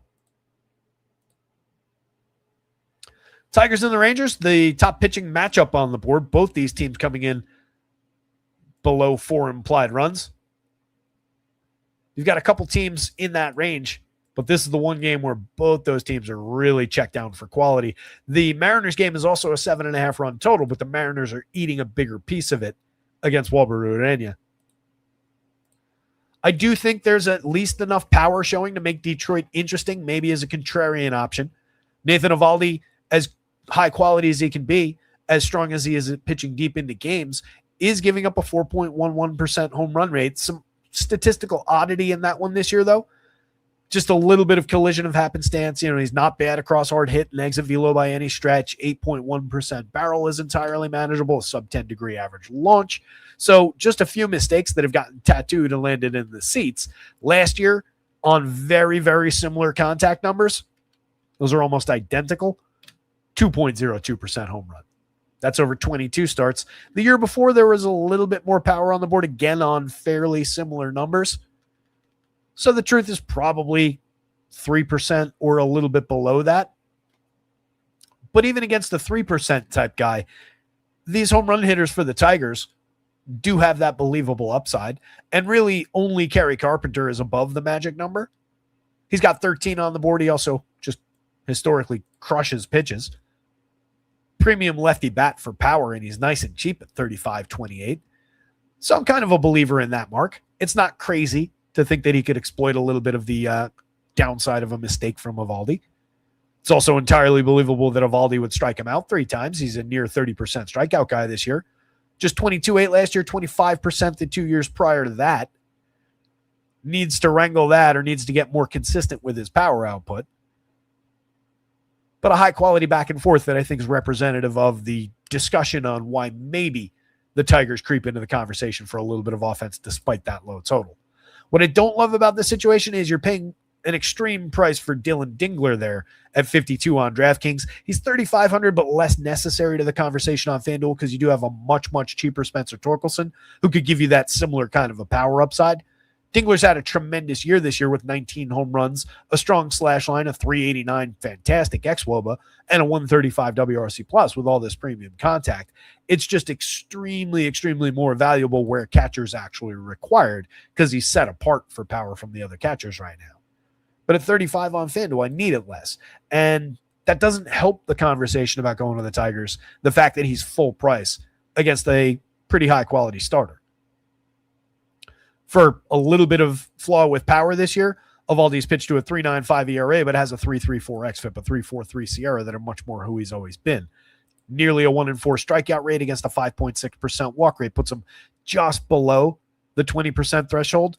So you could call him fairly a 1A type starter behind the tier 1 ace caliber guys, but he's right there and typically has been throughout his career. His biggest issue is consistency with injuries more than anything else. But back and forth situation for sure. I think the Tigers maybe get frisky. But basically every time we've thought that they might show a little something against a good starter, that's been swatted down by that good starter throughout this year. But if I'm leaning that way, I'm looking at some of those high-quality lefties in that lineup, maybe some Spencer Torkelson. We'll talk about him in a minute. But Framber Valdez, I think a big part of the conversation, 73 on DK, 84 on FanDuel, puts him in play. He's pitched to a 4.05 ERA this year, a 4.25 xFIP, 4.33 Sierra, a little bit worse than that. Just an 18.5% strikeout rate. Again, not our sharpest version of Framber by any stretch. Last year, 3.66 ERA with a 3.34 xFIP. Year before, 2.91 with a 3.08. Year before that, 3.45 with a 3.39. This guy's been very, very good over time. Just struggling a little bit this year across the board. But one of the things he's not completely struggling with, he's given up a little bit more power this year. Half a home run or more than each of those 2 years, similar to his 2023. It's come on a little bit more. Exit velo hard hit rate. Hard hits are actually down. Exit velo down slightly. It's come on a bit more average launch that lead to a bit more barrel, but it's not like there's ongoing problem. It's not like suddenly he's giving up a 17-degree average launch and the ball's sailing out of the stadium. It's just some happenstance on some mistakes. Swinging strikes are interestingly down by 3 points, 2.5. I think that's where our lack of strikeout is clearly coming from. I haven't dug in enough to see what's necessarily creating the dip, but that's led directly to some better bat on ball in some spots, some more run creation in some spots. But I don't think we're so far off the mark with a guy who's been so good over the years as a run limiter. I don't think we're so far off the mark that it's concerning. I think it could snap back into place as much as we saw Jose Soriano be fantastic through the beginning of the year and then kind of snap back into place. It could just be working in the other direction for Framber right now. And it's so baked into that $7,300 price, and it's so baked into the 84 on FanDuel, where this guy used to rip off 7-inning starts with regularity. One of the more reliable guys for a quality start over the years. That's a great price to find Framber Valdez against a gettable Rangers team in their home park. Just a few weeks ago, how often was I bringing up, let's go after the Rangers in their home park? It was just in their last homestand. Nothing about that's really changed. So I am interested in Framber at these prices. 387 implied total, I think, says a lot of that. Still no Corey Seager in this lineup. Lefty, against Framber doesn't necessarily help Seager, but obviously that's a rising tide for the entire lineup when he's here. But look who is in this lineup. Going down the board. Sure, there's power available in Jake Berger, but unlikely to hit a home run. He's only at a 5.94 against Framber here in the home run model. He's the high water mark for this team. Everybody else below 4.5. Next highest guy's Josh Young at 4.26. And then nobody else is above 4. Kyle Higashioka is hitting 5th today for this Rangers team. Kyle Higashioka usually hits 9th, and you're just looking for him to put one in play with some power behind it. That's not a 5-hitter. There's a wild leap to think that Kyle Higashioka can hold down the 5 spot in the lineup for anything more than one day. Cam Cauley's interesting. Fair profile rookie, 2,000 dead min price at shortstop. If you're going to the Rangers, sure. But pretty likely to just get wiped out by Framber. Elias Diaz, Alejandro Osuna, Nicky Lopez. This is a low-end Rangers lineup. They're doing you some favors with this configuration in this ballpark. Honestly, could have projected Framber for more. There's just a lot of bounce back from him being a lower-end strikeout pitcher overall and from the dip this year. But that's an easy go-to piece in my mind. If we're talking Tigers bats, again, I'm looking at some of the lefties. I'm looking into the home run column here pretty specifically and trying to pick off some of the power downside that maybe raises its head against Eovaldi. No guarantees for that, though. And remember, when we're talking about just the power upside, right? Gary Carpenter, yeah, that's a 10. I believe he was the home run pick, and I'm putting these in the home run picks column these days up on the website, which I haven't mentioned at all, by the way, is rotoscouts.com. Check that out. Free week's still going on. So yeah, that 10.15 as represented in Fangraphs game sims, that's a 4.6% probability to hit a home run. When we're talking about the high end, we're talking about 5 7% chances. Today's home run pick of the day was Colson Montgomery. He simmed out per Fangraphs at a 7% and was 12 something, I believe, in my model. So just, remember that line through your evaluations. Just because guys are popping in the home run model, you're still talking about like a 7% chance, a 5% chance for Kerry Carpenter, a 4, whatever I said. So know what those numbers really, truly represent, really, truly mean in your evaluations of these opportunities. But you do have several guys that are showing some power upside. And they're the usual suspects in this lineup. In addition to Kerry Carpenter, it's Riley Green, who has 11 home runs, an outstanding slash line that can provide fantasy points from other creation sources, draws a 12.4% walk rate, puts excellent bat on ball in general, hits for average, gets on base like crazy. Riley Green's just a star, and he only costs $4,000 on DK, $3,000 on FanDuel. Dingler I already talked about with all the home run upside, but the challenging price at catcher. Kevin McGonagall's been tremendous. Over 373 plate appearances to start his career. 391 on base. 134 WRC plus, a 368 xWOBA under a 365 actual, just as good as advertised. Scoring a ton of runs, driving him in when he gets the opportunity, stealing bases. There's literally nothing that he's not doing well. You could maybe ask for a 40+% hard hit rate. He'll probably get there. Colt Keith, the ongoing ability to drive the ball, limiting strikeouts this year, putting more balls in play in general because he's not drawing walks like he did last year, just leading to 249, 293, 369, 5 home runs, 4 steals, a little bit of a disappointing slash line. You could see some underperformance, a 292 against a 315 in the weighted on base department, but the 315 xWOBA still leaves something to be desired. He's a better player than that, as he proved through the end of last year. And through some strong stretches and, throughout his rise as a prospect, 3,200, not a bad price for him at third base. Like him even more at second base for 25 on FanDuel. Would play him at any of those positions, though. Torque, as mentioned, plenty of power, 14 home runs on the board. The next best power option in this lineup, 7.39 in the home run model, 14% barrel rate. We've seen Torque go over 30 home runs. We just know how wildly inconsistent and how high strikeout he is. And then you get to McKinstry, Hey-Yu Lee, mix and match type guys down toward the bottom of the lineup. Really low end option in Lee. McKinstry's just okay, but this year really scuffling for any kind of quality. I think the interesting bat down there continues to be James Outman, despite an ongoing and prolonged lack of success out of him as well. We're just looking for counting stats, and in that regard, 114 plate appearances, 15 runs, 11 ribbies, 3 home runs, 5 stolen bases. That's not terrible across those 4 columns in a limited sample. And several years ago, as I've illustrated a handful of times on the show already this year, James Outman was tremendous, over 500-plus plate appearances for the Dodgers, and looked to be on his way to being a 15-15, 20-20 type contributor. That Tommy Edman in the outfield type of a guy with more power. Hasn't been that guy in a minute, but I think there's value in finding out for today at 2,200, at 2,400 if you're choosing to target Nathan Eovaldi, just as a way to round out a stack. That puts Tigers at 1, 2, 3, 4 in the outfield, and then let's just say Dylan Dingler for argument's sake.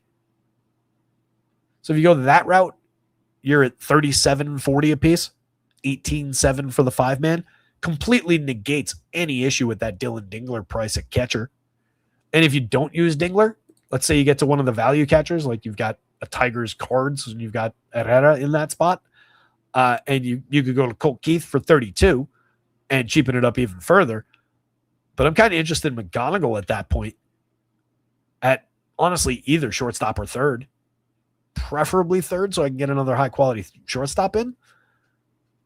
But that's not a bad option at either position, and that's 3,600 on the nose across the 5-man, 18,000 total for McGonagall, Carpenter, Green, Torque, and Outman. There's a lot of upside in that stack. Again, you're asking him to succeed against a very high quality pitcher, but one who has given up some power this year, has pitched a little bit worse on the surface in the results, in the things that create fantasy points for opposing offenses than he has under the covers and in years past. It wouldn't shock if that 5-man came through at that nice cheap value price. You could probably do similar things with how cheap the Rangers are, but again, this is a lower end bottom end group.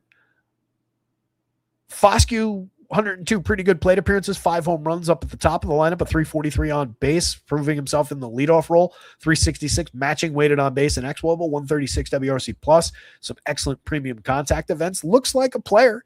3,400 at second base, nice cheap price, 2,500 on FanDuel. I don't love the idea, though, of Ezekiel Duran at shortstop. In the outfield, sure, but he's just another outfielder at best. I don't want to use Foscue at second and then util Ezekiel Duran, so I'm talking about maybe third on FanDuel. Kind of a fit there, but then I've got a blocker in Josh Young, who I want to get to much more than Ezekiel Duran because he's a better player. You can see a little bit of that in the excellent 47.8% hard hit rate to Ezekiel Duran's 37.5. Duran's contributed some quality counting stats like he always does, but he's going to end up lower end than he looks right now as far as the slash line goes. You can see that in the 305 xWOB against his 325. Josh Young entirely supported that 352 by the 346. Those numbers aren't different. I mean, they're different, but they're not dissimilar. So Duran's just, he's more of a lineup challenge than anything else, hitting third. When he's down here, when he's at a cheaper price, just a mix and match value guy, it's a different conversation because you're using him in that role rather than a key foundational piece of a short lineup. So like he's deceptive there. That top three is really about probably Foscue, definitely Young, definitely Jake Berger, 2 proven guys. Outside of that, again, Duran's a okay utility mixer type. Higgy, we love Higgy around here. We talk about his power upside all the time. He's halfway to the total that he's going to get to for the season. He'll hit 10 or 11 this year. Lock it in. 9% barrel rate. Looking a lot like Kyle Higashioka in the ongoing sense. Incredibly miscast anywhere but the 8 or 9 spot because you're just looking for that one good batted ball event to get over the fence. Does not do anything to support the 5 spot. He's nice and cheap. From a DFS perspective, sure, if you're going like straight line through there, that price point helps. And Kyle Higashioka is playable in that sense, but it doesn't put Frommer in danger, and he's very unlikely to find that home run upside against this pitcher. So it takes the one thing he does well, not entirely out of the mix, but largely out of the mix. If you wanted to do that, though, second, third, outfield, first, catcher, you're at $35.60 a piece, $17.8 total. It's nice and cheap. What I would consider with that, though, is instead of going, all right, I don't like Ezekiel Duran, but I'm going to take him there and I'm going to put him in the outfield instead of shortstop, I think I would leave Duran out of it and take mid-price Cam Cauley and actually use him at shortstop, especially if you're considering putting Duran at shortstop. Take the discount. Go to the kid. There's talent there, at least as much as Ezekiel Duran brings to bear. And that brings you down to 3,200 for the 5-man, for 32 apiece, 16,000 total. Now you're talking about a nice cheap stack. I don't think that's any secret. I think Cam Cauley's got enough attention and is mid-priced, so probably gets builds. But I think that's probably your more interesting option than just taking the Ezekiel Duran they're trying to cram down your throat. Elias Diaz, Alejandro Osuna, and Nicky Lopez down toward the bottom. Osuna's at least getting on base, 341 on base, but just a 311 xWOB under a 290 actual. There's probably not really much there. Low strikeout, medium walk, finding some success on BABIP, but yet to barrel a ball. Not really a believer. So again, really super short lineup at the top. I didn't really talk about Jake Berger, 14 home runs, an okay slash line for a power bat. He's fine, 109 WRC plus. Not a monster power hitter, just kind of a healthy 25 home run maybe type. 46.8% barrel. He probably gets to 25. 182 ISO, though, I think is kind of revealing of what I'm talking about, right? There are home runs on the board, but not an ongoing. He doesn't add tons and tons of extra base hits to the equation to go with that. Not enough to make him that next level high quality power bat. It's just kind of not empty home runs, but home run focused power.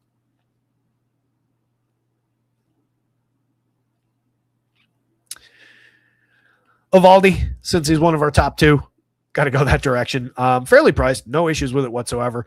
I'm going to say Evaldi, Frommer at those very appealing discounts. Tigers bats over Rangers bats. They're deeper, a little bit more power showing, more realistic upside.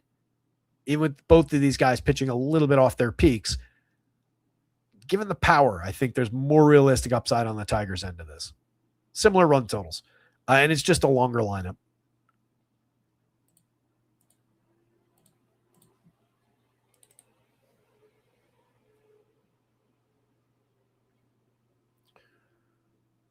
Wayne Stark jumping into chat asking, here, let's get this money. June speaking.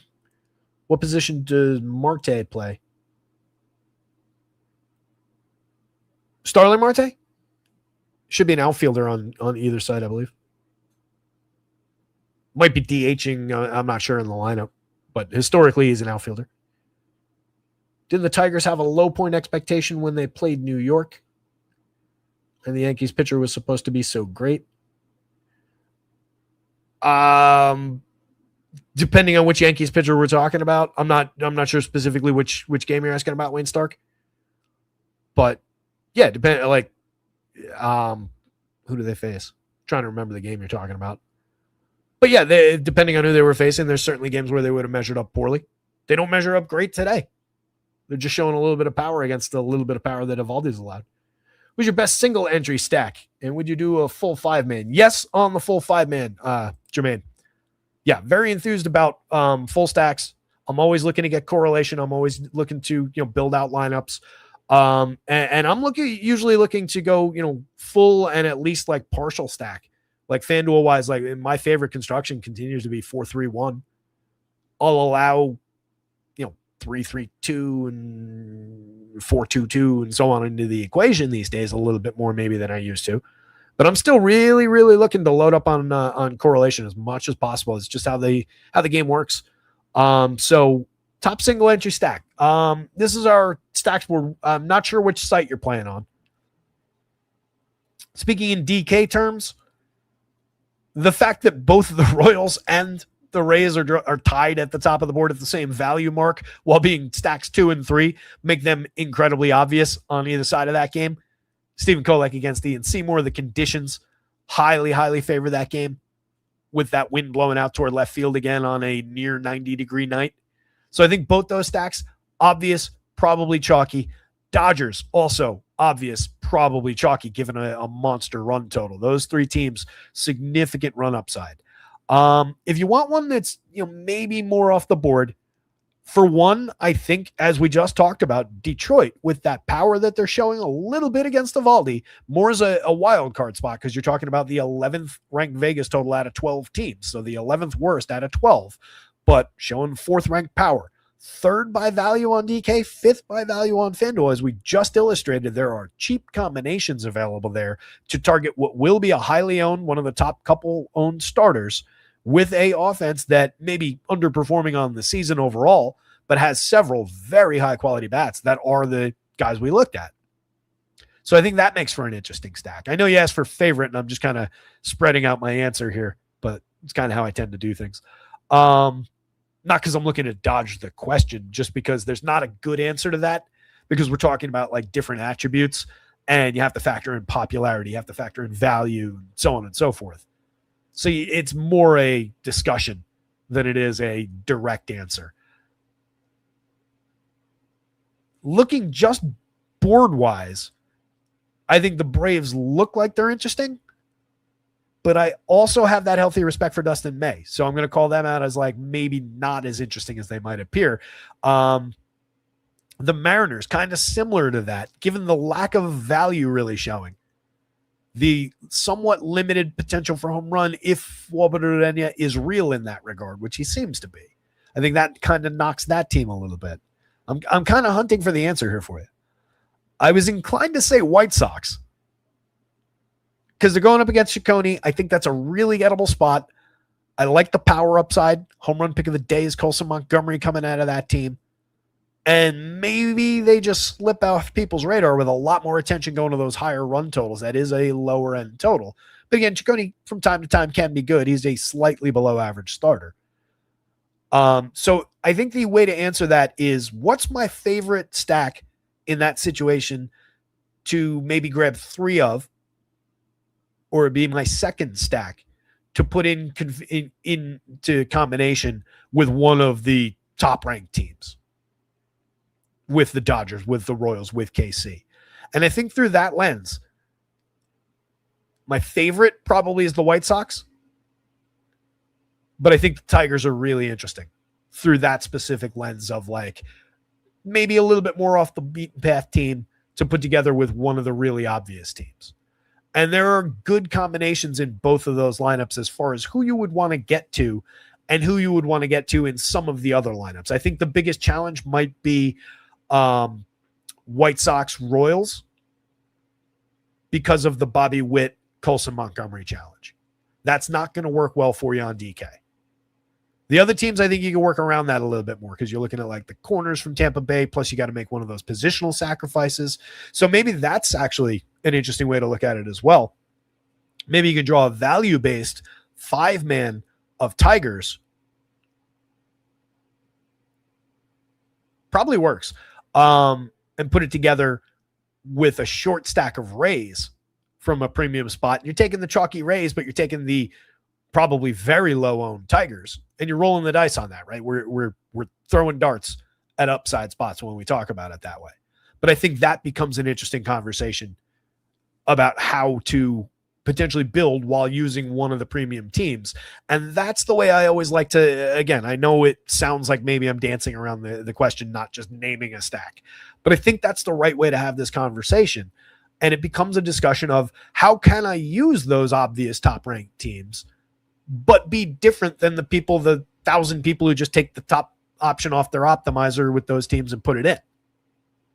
And I think that's the path rather than, mashing 2 of those teams together. I think that's the better path, going down the board and taking one of those interesting squads. So hopefully that helps answer your question, Jermaine. Yeah, you're on DK.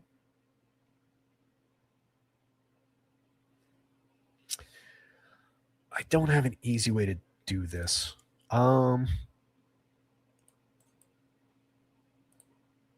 It's 5:24. We got a minute. We're closing in on the end of the show. Let me do this. I hope this thing works. Maybe use this in a minute. All right. So, given what I was just talking about,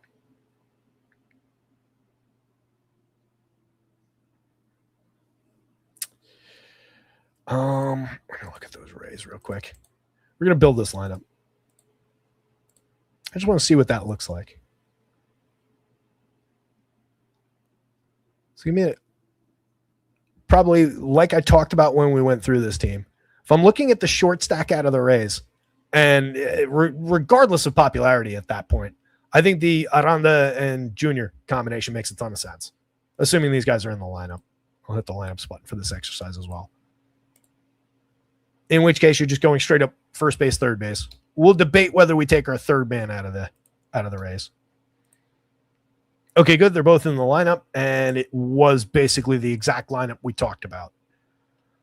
So Victor Mesa might be an intriguing guy to keep in mind in this conversation because that 3,200 might work in our favor price-wise.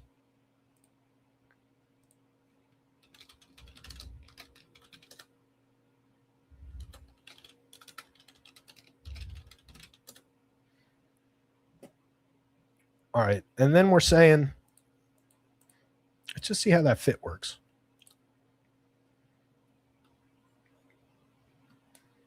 Because these guys are so cheap through there.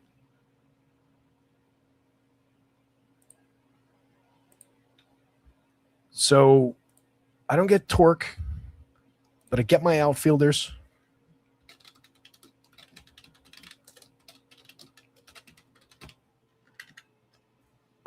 I think we go that direction.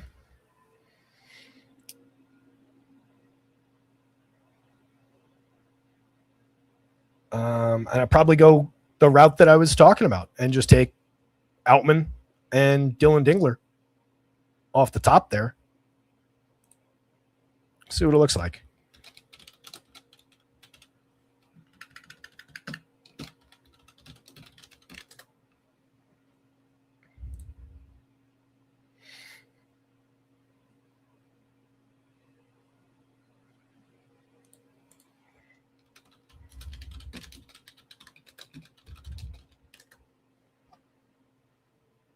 And a $5,000 one off at second base.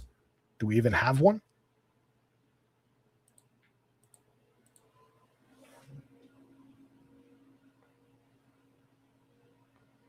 You can go Travis Bazzana at 46. Obviously, we could spend more on the mound if we want to.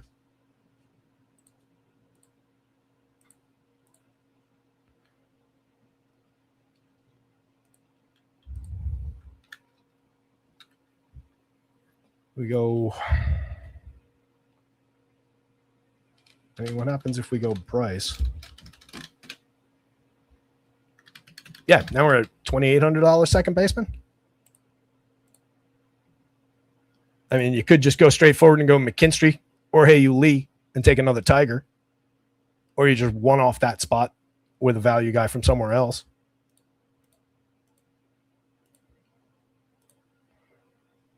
But I think, right, that illustrates a pretty good combination.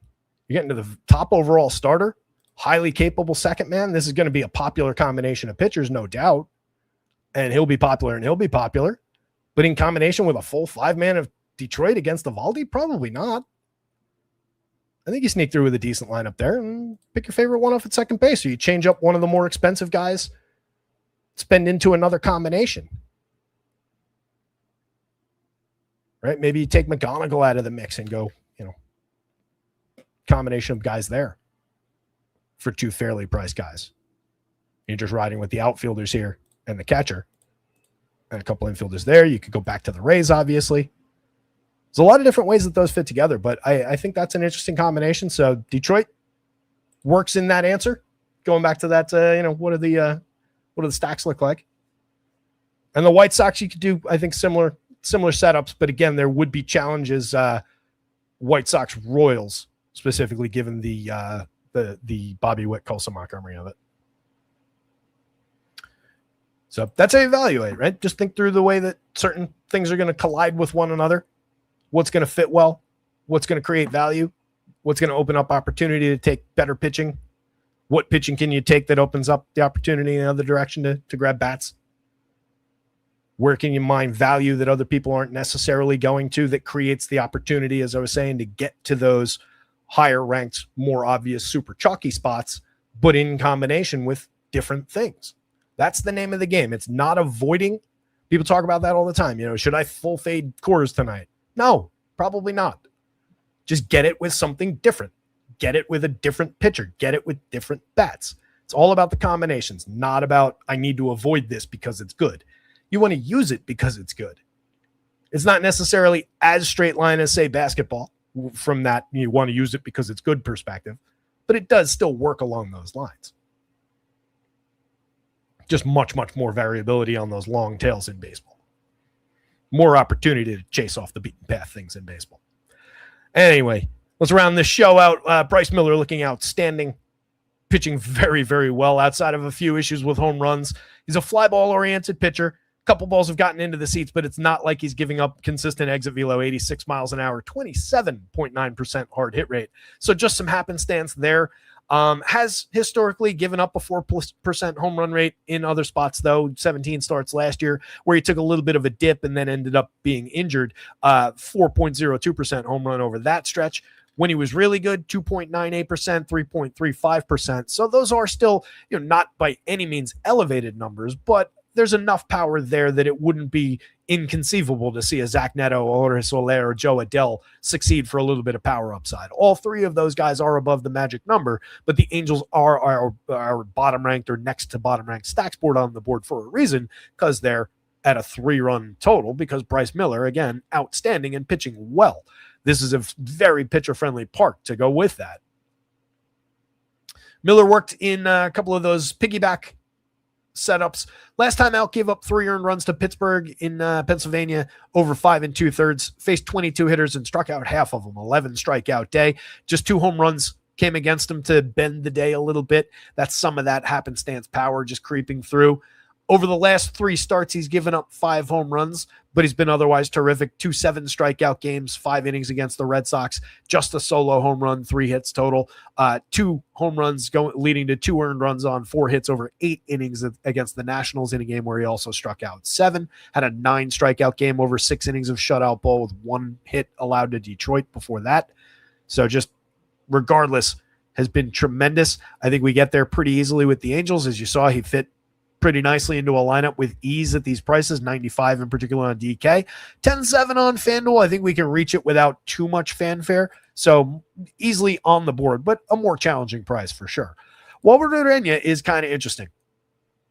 He's got that ability to check power by keeping the ball down. He's also been inducing weak and medium contact to go with the light launch angle. A lot of the time you'll see guys like Fromber who allows, historically mid 40% hard hits, but it just doesn't matter because he's pitching at negative launch angles. This guy has been so far in 13 starts, 71 2/3, really limiting the quality of contact. So that 1.60% home runs that he's allowed is kind of believable. And it's having an impact on the power that's showing for the Mariners. Julio at 5.57, Cal Raleigh at 5.93. You don't usually see those guys relegated that far down the board. This is a very up and down Mariners team in general. This park of theirs favors pitching, so I don't think that Wilbert Urena at 83, at 86 is necessarily off the board. He comes with a little bit of strikeout, but also too much walk that can lead to some problems. On the right day, though, you're missing bats. 11.4% swinging strike rate's not bad. Jibes nicely with the ability to avoid premium contact and just induce ground balls, pitch efficiently, and get through innings. 3.14 ERA, but a 4.25 xFIP, 4.41 SIERA, I think is more realistic in the ongoing sense. But this is not a terrible spot. 4.47 implied total, I don't know. I have my questions. A lot of the Mariners' quality comes from the long ball. Luke Raley, certainly for power upside. Dom Canzone, power upside against any given righty. But one who keeps the ball down this much doesn't really let you get under it, get it up in the air enough for the home run upside to shine through. Limits those guys a little bit. I think either one of them in any given stack of Mariners is absolutely a must. They've been some of the better bats on this team this year. But Urena's skill set specifically does check down the one big attribute that this team has. Looking at the Angels lineup first, Zach Neto at the top. Again, 11.11 in the home run model. He's hit 18, stolen 11 bases. Otherwise, a little bit downward trend across the slash line. Too many strikeouts this year. Walk rate's up a little bit. Hard hit rate is down. Barrel's pretty consistent with where they've been. 227 ISO is fine, but just a 313 xWOBA is concerning under that 338 actual.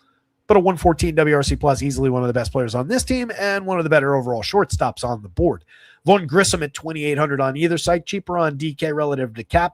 He's been okay, over 184 plate appearances, adequate enough on base, but nothing special. I think the interesting thing is the 336 xWOBA, the ability to drive the ball from time to time, relatively low strikeout, so you get frequency of balls in play. Not a bad option because he's so cheap at third base. Second base on FanDuel probably over shortstop. Nolan Schanuel's just to put the ball in play, maybe draw a walk and get to first base, correlated scoring option. Perfectly fine in a real-life sense as a 3-hitter, but not a great fantasy piece. Jorge Soler, though, hitting behind him. If you're going to use Schanuel, you want to use either Soler or Joey Adele a couple spots later to hopefully drive him in with the long ball. You don't want to just have Schanuel on his own or just end a stack with Schanuel or Vaughn Grissom, Schanuel, and Wade Meckler. Doesn't really work great. They're very cheap, but you want one of the big power bats to drive in a guy like Schanuel, who's likely to get on base. Soler for only 3,700, 31 on FanDuel, differently priced across sites. 11 home runs and 272 chances. The power's back on a little bit this year. 11% barrels, 41% hard hits. Not crazy special, not near his peak form, but nice to see. The double-digit barrel rates commensurate with recent seasons, so totally believable to get power upside out of Soler. Adele has lost his consistency. 290 on base is pretty weak. It's limiting his stolen base ability. The barrels are way down. The hard hit rate is way down. That's what I mean with the loss of consistency. 11 home runs is all right, but it's off pace for him. Strikeouts are down, interestingly. Walks are also down. It's having an impact across the board. There is a little bit of positive going on. He just needs to start capitalizing on it with a return to form for some of the premium swings. I think he gets there in the long run, but it might not be tonight. No guarantees. The price is right to find out, though, if you're going to this team already. Josh Lowe, Logan O'Hoppe, Donovan Walton, more mix and matchy. Walton's had a good 93 plate appearances as far as getting on base, reasonable enough opportunity as a wraparound guy at second base. O'Hoppe, you're just looking for the one good batted ball to get into the seats and provide a little upside. 6 home runs in 153 chances for Josh Lowe kind of stands out. Did he just hit a couple recently? Did he have like one good game recently? I feel like that total wasn't there just the other day.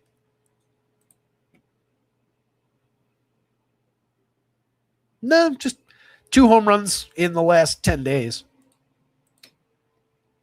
385, 407, 692 stretch. Creating runs 104% better than average over the last 10 days. That amounts to a 10 for 27 stretch in which he hit 2 doubles, 2 home runs, scored 4 runs, drove in 6, and stole a base. Also struck out nearly 26% of the time. But a nice little stretch for Josh Lowe. None of that means anything. I think it's illustrative of how stupid small samples are in baseball, if nothing else. But a nice little stretch that explains the slight uptick in the power total. Just a mix and match quality guy, extremely, extremely streaky player who doesn't have any ongoing high quality attribute.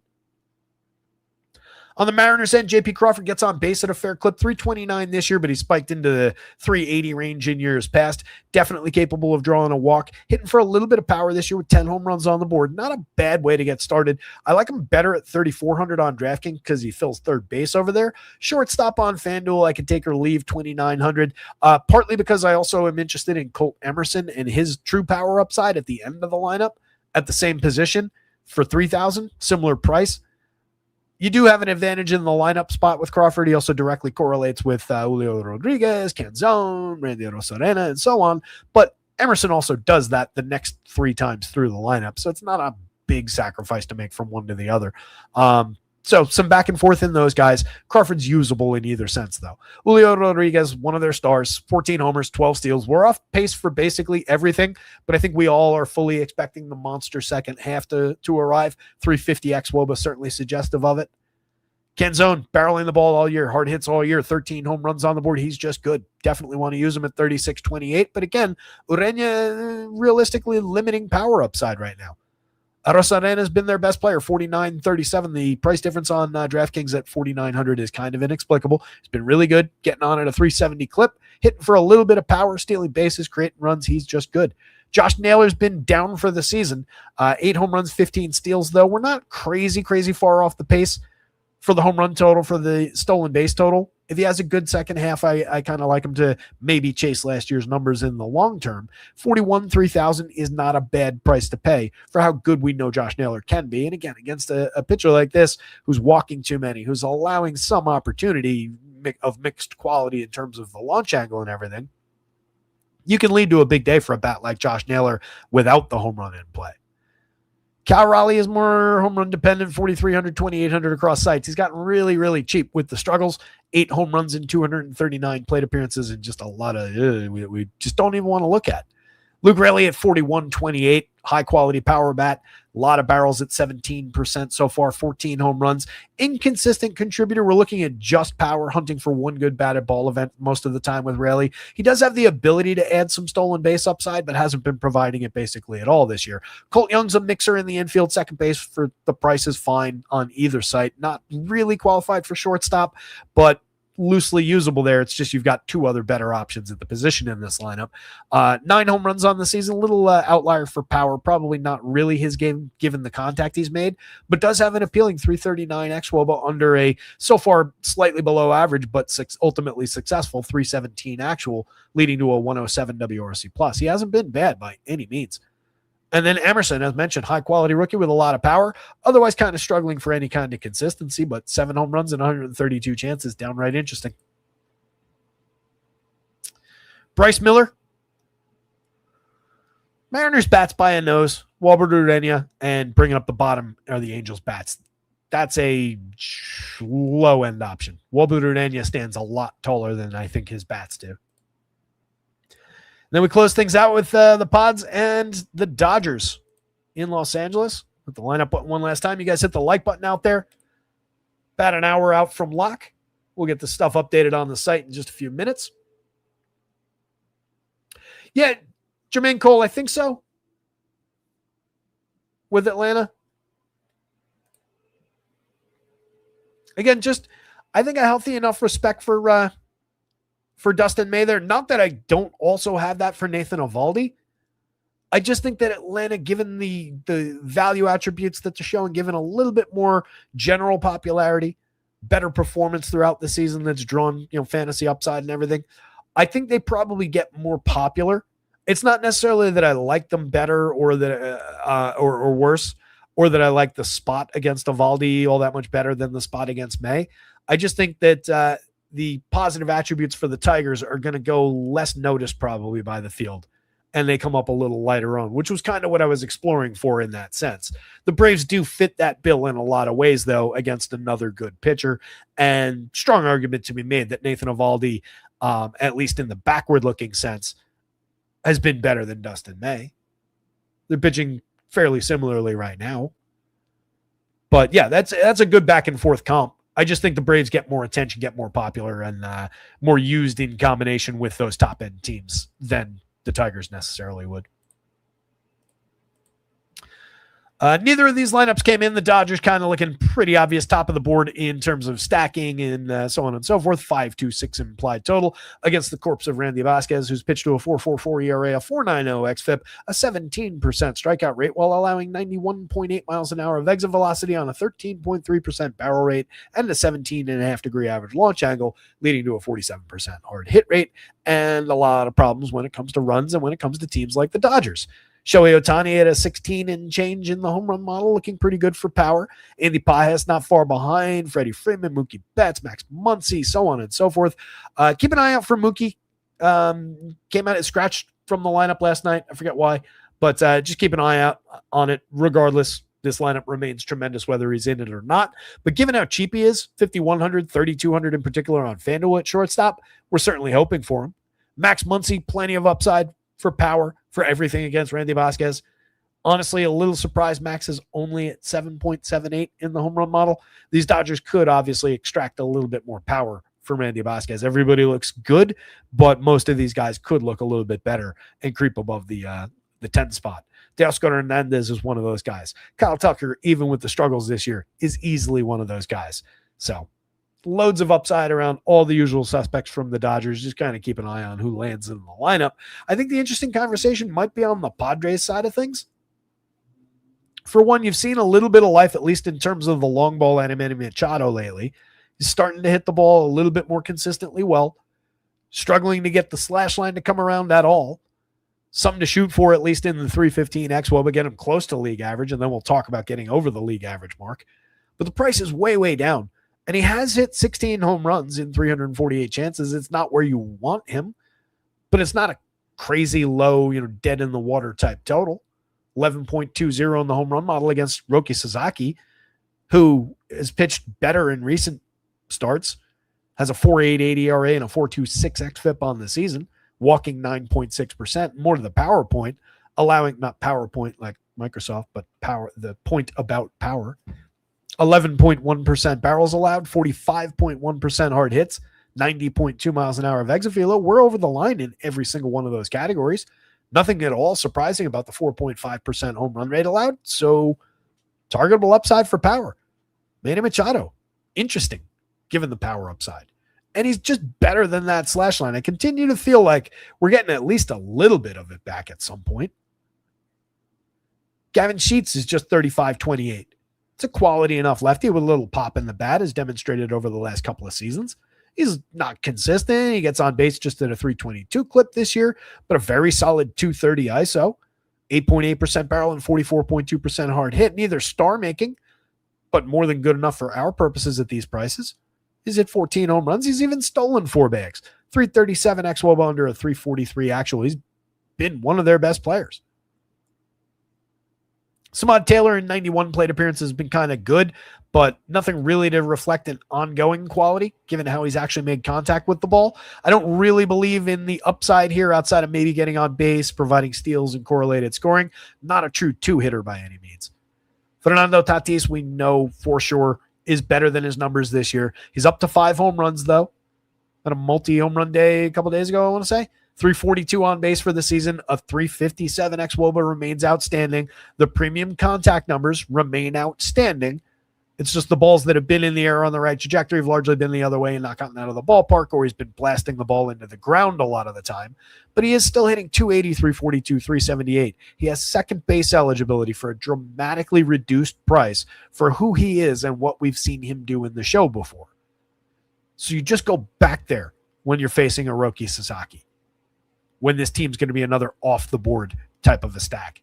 You don't leave their superstar on the table when he's priced down like this. Jackson Merrill, more believably priced down, really struggling for any kind of consistency, but 8 home runs, 18 stolen bases. Interesting enough for counting stats. Not bad for premium contact. Not where he was necessarily, but hard hits are actually up a few points. Barrels are at 9.4. That's not bad. He's just been better in years past, but that indicates some room to grow, return to form. Only a 305 xWOBA under a 270 actual is really, really concerning, given the fact that he has made good contact. So there's a lot lost in between from where he used to be. But at the price, I think a lot of that is factored in here. So it's another usable piece in the outfield. Xander Bogaerts, more of a mix and match guy these days, but the ability to provide decent counting stats. Ty France always been a mix and match quality guy, 10 outlier home runs, more of an average and on base guy in the long term, but has hit for a little bit of power, has found the barrel, and we've seen him do that over stretches. So it seems like something he can kind of turn on and off, decide to chase power a little bit. And he's done it somewhat consistently while maintaining more average and on base than he's done in the past when he's turned on the power a little bit. So this is 195 really good version of Ty France plate appearances. I just don't think it lasts, but you're not paying any tax for it. So if you're going to the pods, he's in the conversation. Jake Cronenworth back in the mix, 123 awful plate appearances earlier in the year. Historically, a guy who can at least get on base consistently and set the table for the other players in this team. It's just hitting 8th ahead of Freddie Furman. You don't really get the opportunity to do that from down there. Maybe a wraparound guy. I'd rather have him 9th if I'm using him in that role. Furman struggling this year. In years past, has hit for a little bit of average, limited strikeout, put balls in play. Can succeed as a cheap catcher through that, but not really a go-to piece by any means. Sasaki, for all of that, by the way, 7,700, 8,800, definitely usable. More so, I think, at the DraftKings price. Last time out, just 4 innings of 3-run ball, struck out just 2 and walked 5.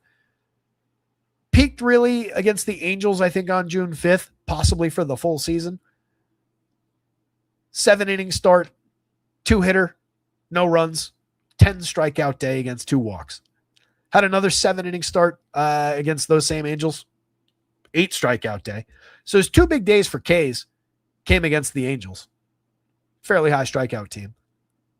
Other than those days, a 7 strikeout day against the Phils, a couple of 6 strikeout days. So a little bit of skew from facing the other Los Angeles team twice in a couple of weeks there.